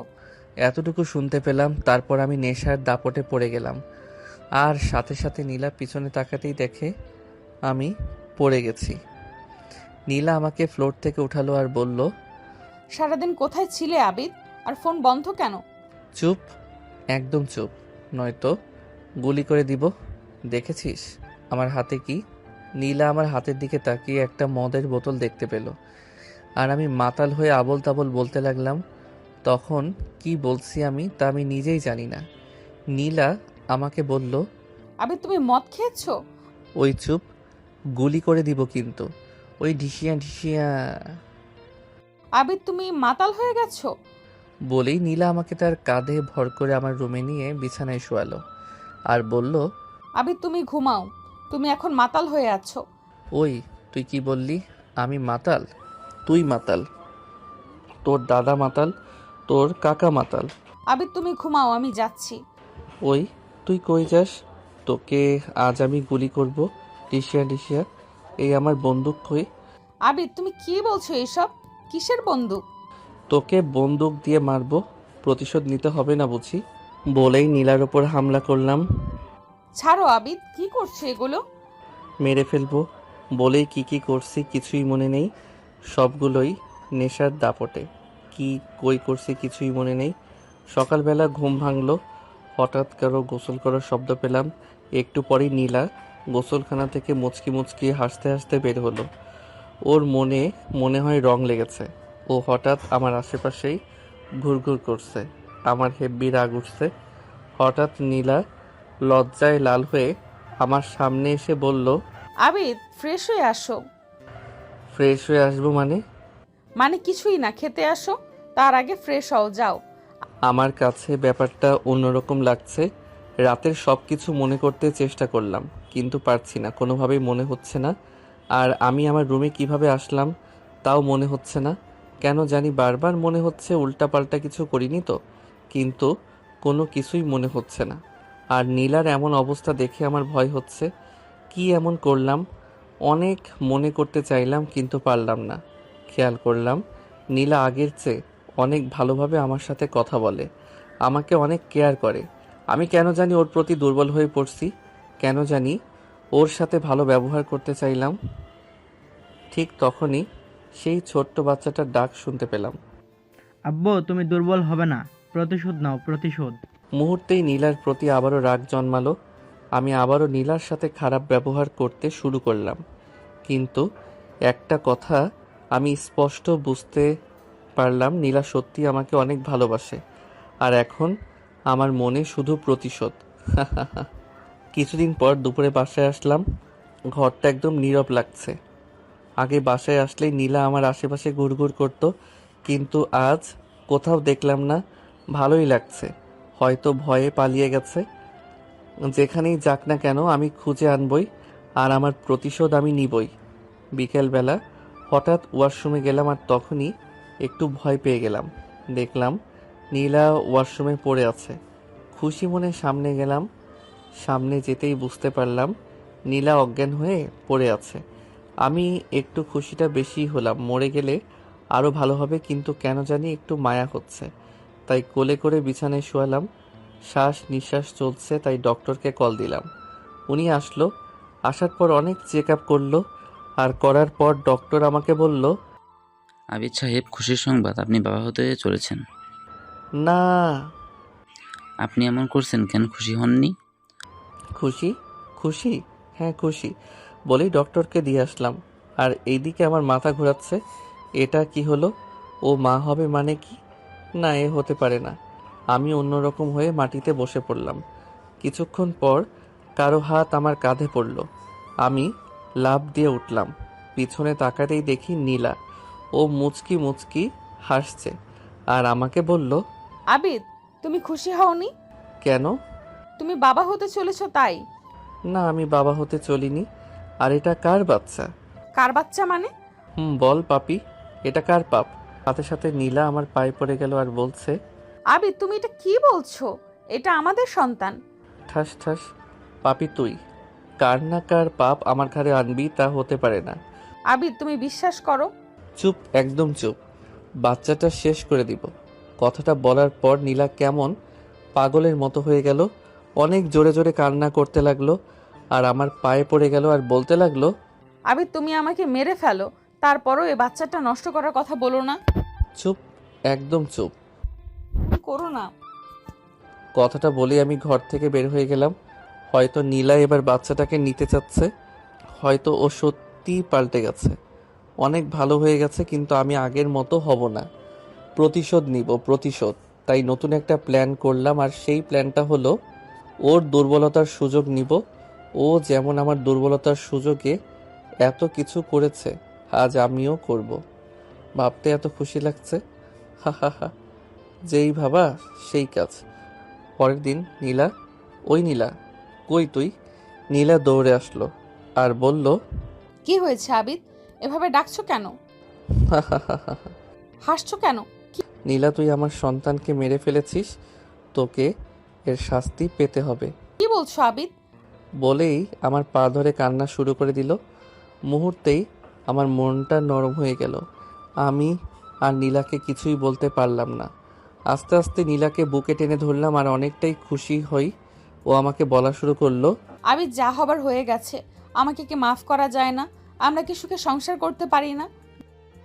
জানো আবিদ, আমি না সত্যিই ভালো হয়ে গেছি, বিশ্বাস করো। আগে যা করেছি, অন্যায় করেছি, ভুল করেছি, সেজন্য আমি অনেক লজ্জিত। চুপ হয়ে আছি। সেদিন নীলাকে কিছুই বলিনি, কেন জানি ওই সময় ওর প্রতি মায়া হলো। রাতের বেলা একটার পর একটা সিগারেট খাচ্ছি তো খাচ্ছি। উপরের দিকে ইটের ভাটার মতো ধোঁয়া উঠছে। আর ভাবছি, নীলাকে কি মাফ করে দিব নাকি প্রতিশোধ? ভাবছি তো ভাবছি, একটু পরই আমার সমস্ত ভাবনা পাল্টে গেল। আমার মনে প্রতিশোধের আগুন জ্বলে উঠল। মাথা এলোমেলো হয়ে গেল। মুহূর্তেই কি করব কিছুই বুঝতেছি না। শুধু প্রতিশোধ আর প্রতিশোধ। নীলাকে শাস্তি পেতেই হবে। আজকে সব শেষ করে দিব। হা হা হা বলেই রুমে ঢুকলাম। আজকে নীলাকে আমি শেষ করবই। তাই অনেক রাগ নিয়ে ঘরে গেলাম। ঘরে গিয়ে আমি থমকে গেলাম। গিয়ে দেখলাম নীলা রক্তাক্ত অবস্থায় পড়ে আছে। আমি নিজেকে বিশ্বাস করতে পারলাম না। হয়তো স্বপ্ন দেখছি, নয়তো অতিরিক্ত নেশার কারণে আমি আবল তাবল দেখছি। আমি আস্তে আস্তে সামনে এগোতে লাগলাম। যতই সামনে যাচ্ছি আর চোখ কসলাতে লাগলাম। একসময় নীলার সামনে গেলাম, গিয়ে আর দু চোখকে বিশ্বাস করতে পারছি না। ওর মুখে রক্তে ভরা। আমি ভয় পেয়ে গেলাম। আমার এমন করাতে আবার বৃষ্টিস খাইনি তো? এটা কি হলো? কিছুই বুঝতেছি না। আমার খুব ভয় হতে লাগলো। আর মুহূর্তেই কে জানি আমাকে ডাকছে আর বলছে, সে ব্যক্তি প্রতিশোধের নেশায় এত কিছু করতে পারলে? ও তো ভুল করে এত কিছু করেছে, আর তুই জেনে শুনে এগুলো করতে পারলে? ওর সাথে খারাপ ব্যবহার করেছিস, ভালো করেছিস, কিন্তু ও তো এখন একা না, ওর পেটে আবারও তোর বাচ্চা আসছে। তোর কি একটু মাথায় আসছে না? তুই তো তোর একটা নিষ্পাপ বাচ্চাকে মেরে ফেলার কারণে তুই নীলার প্রতি এত প্রতিশোধ নেওয়ার এত কিছু করলি, আর এখন তো ওর পেটে একটি নিষ্পাপ বাচ্চাই, সে তো কোনো দোষ করেনি।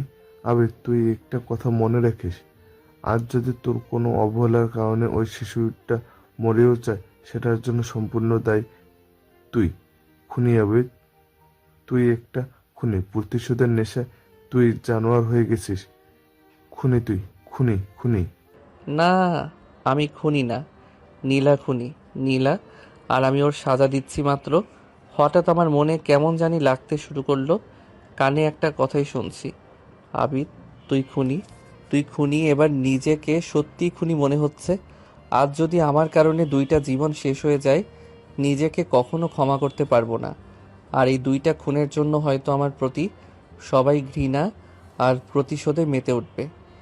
একটু ঠান্ডা মাথায় চিন্তা করতেই মনটা অন্যরকম হয়ে গেল, আর নিজেকে অনেক খারাপ মনে হলো।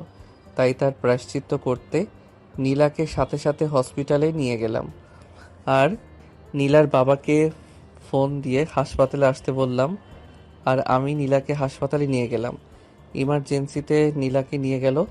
অনেকক্ষণ পর নীলার বাবা আসলো আর বলল, বাবা, নীলার কি হয়েছে? আমি কান্নামাখা মুখ নিয়ে বললাম, জানি না। রুমে ঢুকেই এই অবস্থা দেখে হাসপাতালে নিয়ে আসলাম। উনি কান্না করে দিছে। আর এইদিকে আমার মাথা ঘুরছে তো ঘুরছেই। আজ যদি নীলার কিছু হয়, আমিও নিজেকে শেষ করে দিব বলেই অনেক কান্না করতে লাগলাম। হঠাৎ ডাক্তার বের হলো। আমি সাথে সাথে পাগলের মতো গিয়ে বললাম, কি হয়েছে নীলার? ও কেমন আছে? ও সুস্থ হবে তো? বলেই কান্না করতে লাগলাম। আসলে কি বলবো আপনাদের, কি বলবো মানে? আমার নীলার কি হয়েছে? আসলে ওর অবস্থা অনেক খারাপ। ওর কি হয়েছে সেটা তো বলবেন। আসলে ওর বাচ্চার সম্ভাবনা একেবারেই নেই। ডাক্তার একদম চুপ। আমার নীলার কিছুই হতে পারে না। আসলে দেখুন, আমরা এখনও কিছুই বলতে পারবো না, কিন্তু যতটুকু বুঝতে পারছি তা অনেক খারাপ। আপনারা আল্লাহকে ডাকুন যেন রিপোর্টটা ভালো আসে। বলেই ডাক্তার চলে গেল। আর এইদিকে আমার মাথায় আকাশ ভেঙে পড়ল, পায়ের নিচ থেকে মাটি সরে গেল। আমি কিছুই বলতে পারছি না। হঠাৎ চিৎকার করে বললাম, আল্লাহ তুমি এমন করো না। আমার জীবনের বিনিময় হলেও ওর জীবন তুমি ভিক্ষা দাও। ওর জন্য নফল নামাজ পড়ে কান্না করে দোয়া করেছিলাম। হঠাৎ শুনতে পেলাম ডাক্তার বাইরে এসেছে। আমি ডাক্তারের কাছে কান্নামাখা মুখে দৌড়ে গেলাম আর বললাম, কি হয়েছে ওর? আপনারা একটু আমার চেম্বারে আসেন। আমরা ওনার চেম্বারে গেলাম। কেন জানি কলিজা কাঁপছে, বুকটা থরথর করে কাঁপাকাঁপি করছে। আমি ডাক্তারকে বললাম, কি হয়েছে ওর? চুপ করে আছেন কেন? আসলে কিভাবে যে বলবো।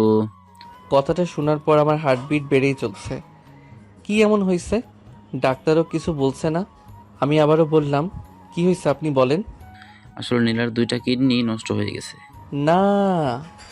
কথাটা শোনার পর আমি আর নিজেকে কোনোভাবেই ঠিক রাখতে পারছি না। এটা কি বলল? কিডনি নষ্ট হলো কেন? আমি কোনো রকম ডাক্তারকে বললাম, আপনি রিপোর্টগুলো ভালো করে দেখুন। আপনার রিপোর্ট হয়তো ভুল। দেখুন, আমরা সমস্ত রিপোর্ট অনেক ভালোভাবে চেক করেছি। কথাগুলো শোনার পর আমি আর নীলার বাবা পাগলের মতো হয়ে যাই। তখন আমার মনে বারবার প্রশ্ন জাগছে, আমার কোনো ভুলের কারণে কি ওর এমন হয়েছে? তখন কেন জানি সব নিজের উপর দোষ দিতে মনে যাচ্ছে। আমি অনেক বড় অপরাধী, হয়তো আমার কারণেই এমন হয়েছে। তখন আমি ডাক্তারকে বললাম, কেন এমন হয়েছে? আসলে কয়েক মাস আগে যখন নীলার পেটে প্রচণ্ড আঘাত লাগে তখন ওর পেটের বাচ্চাটা মরে যায় আর সে সাথে ওর কিডনিতে অনেক সমস্যার সৃষ্টি হয়। আর এখন ওর 2টা কিডনি নষ্ট হয়ে গেছে। আপাতত ডায়ালাইসিসের মাধ্যমে নীলা বেঁচে আছে, কিন্তু যত তাড়াতাড়ি পারেন ওর জন্য কিডনির ব্যবস্থা করেন, নয়তো নীলাকে বাঁচানো সম্ভব হবে না। কথাগুলো শুনে আমি বাকরুদ্ধ হয়ে গেলাম। নীলার উপর তখন খুব রাগ হচ্ছিল। মনে মনে বললাম, নীলা, তুমি যদি আগে এমনটা না করতে তাহলে হয়তো আমার সন্তান আর তোমার এমন অবস্থা হতো না।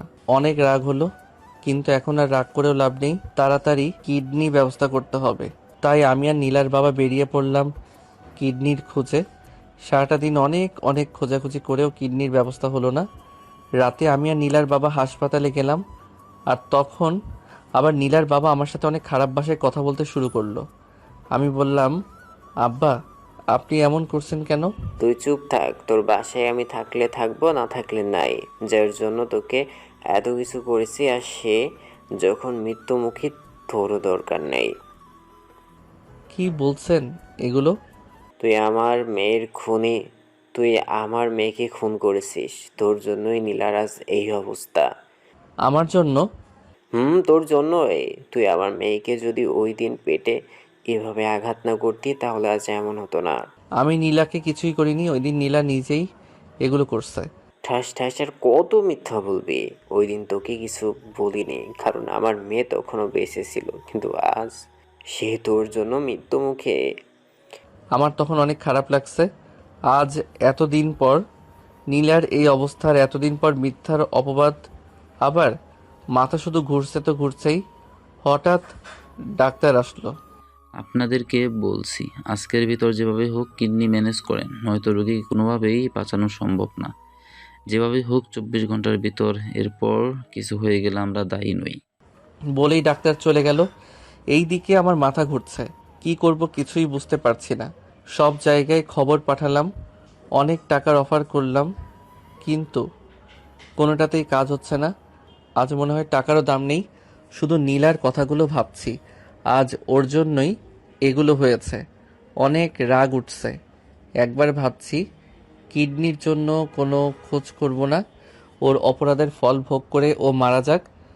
আবার ভাবছি ওর পেটে তো আরও একটা নিষ্পাপ বাচ্চা আছে, তারও তো কোনো দোষ নেই।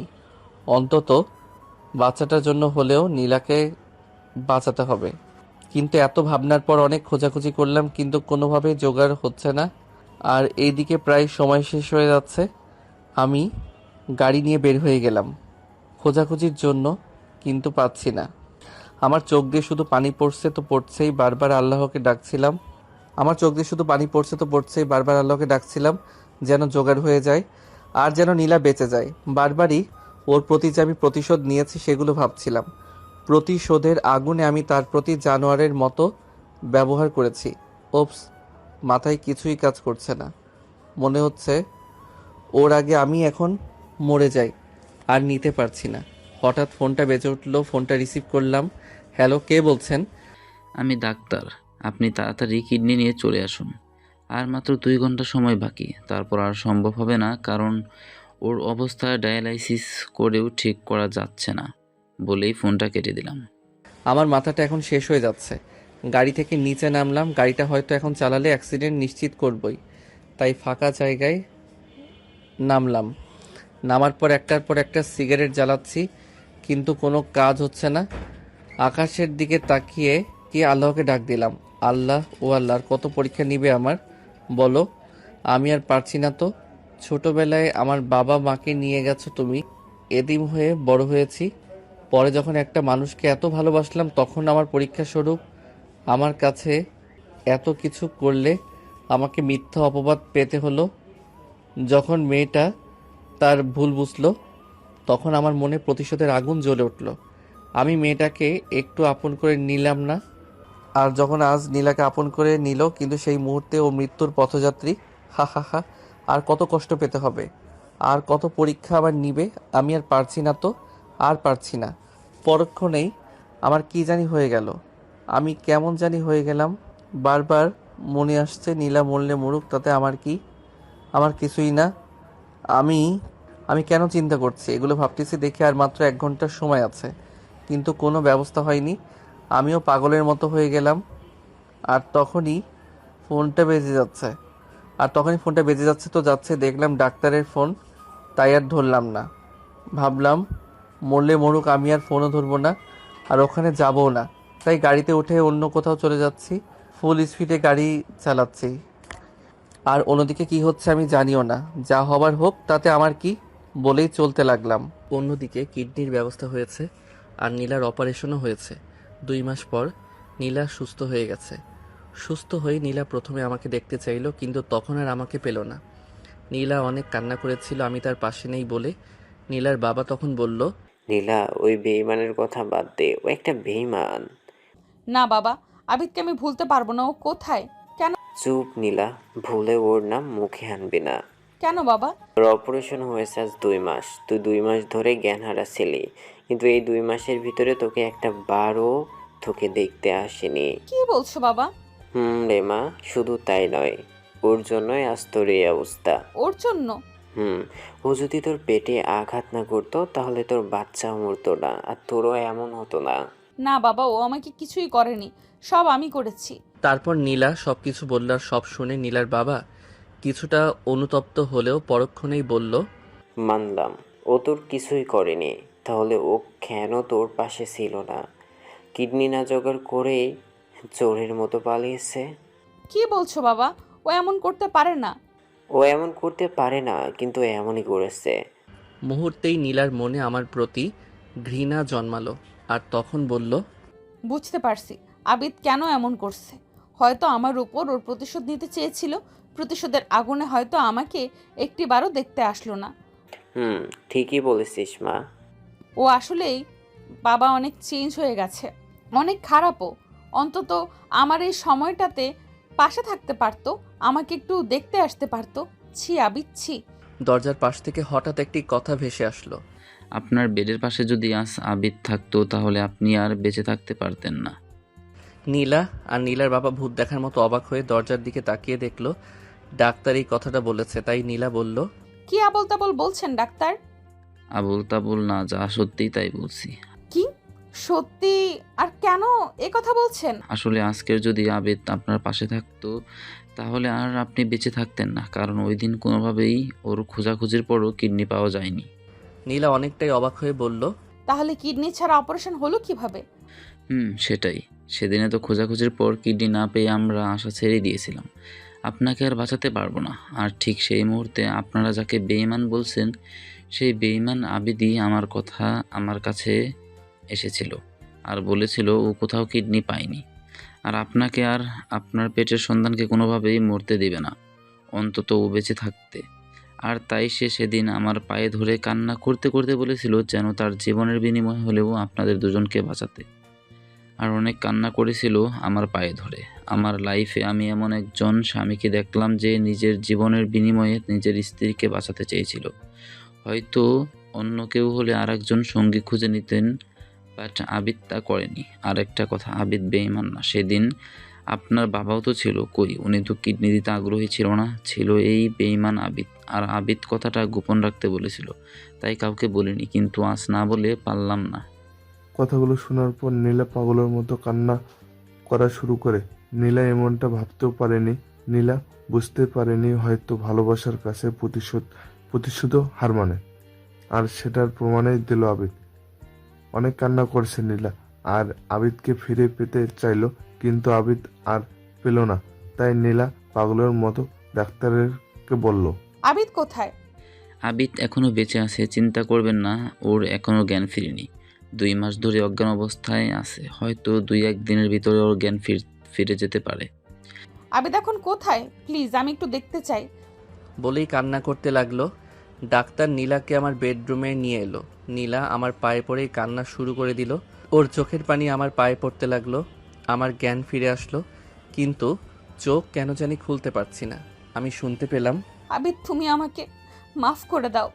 বলেই কান্না করছে। আর তখনই ডাক্তার বলল, প্লিজ এখানে কান্নাকাটি করবেন না, নয়তো পেশেন্টের অবস্থা আরও খারাপ হতে পারে।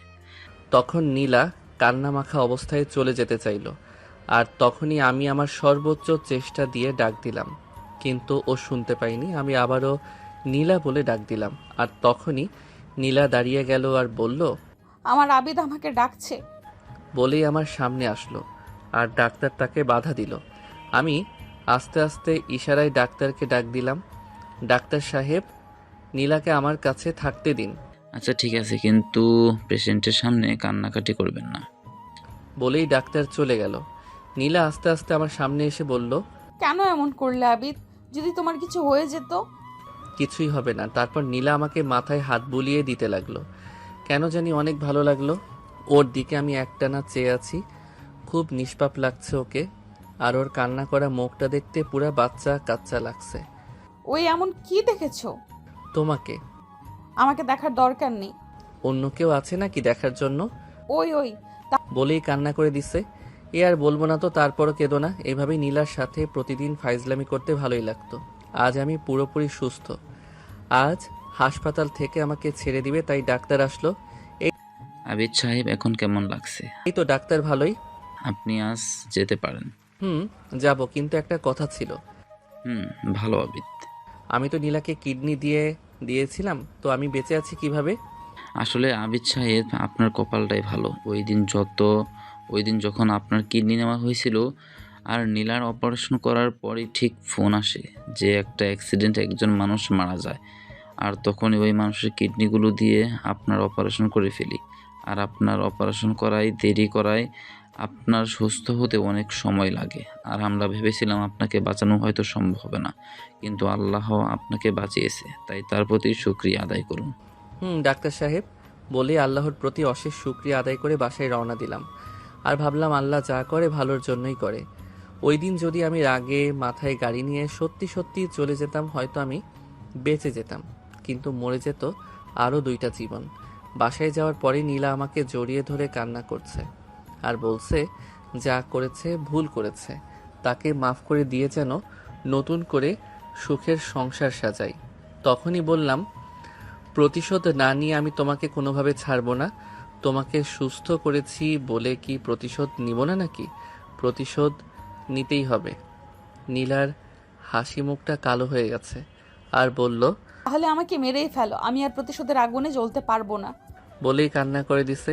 এই কান্না করো কেন? তো কি করব? প্রতিশোধ নিব, তাই রেডি হও। কিভাবে রেডি হব?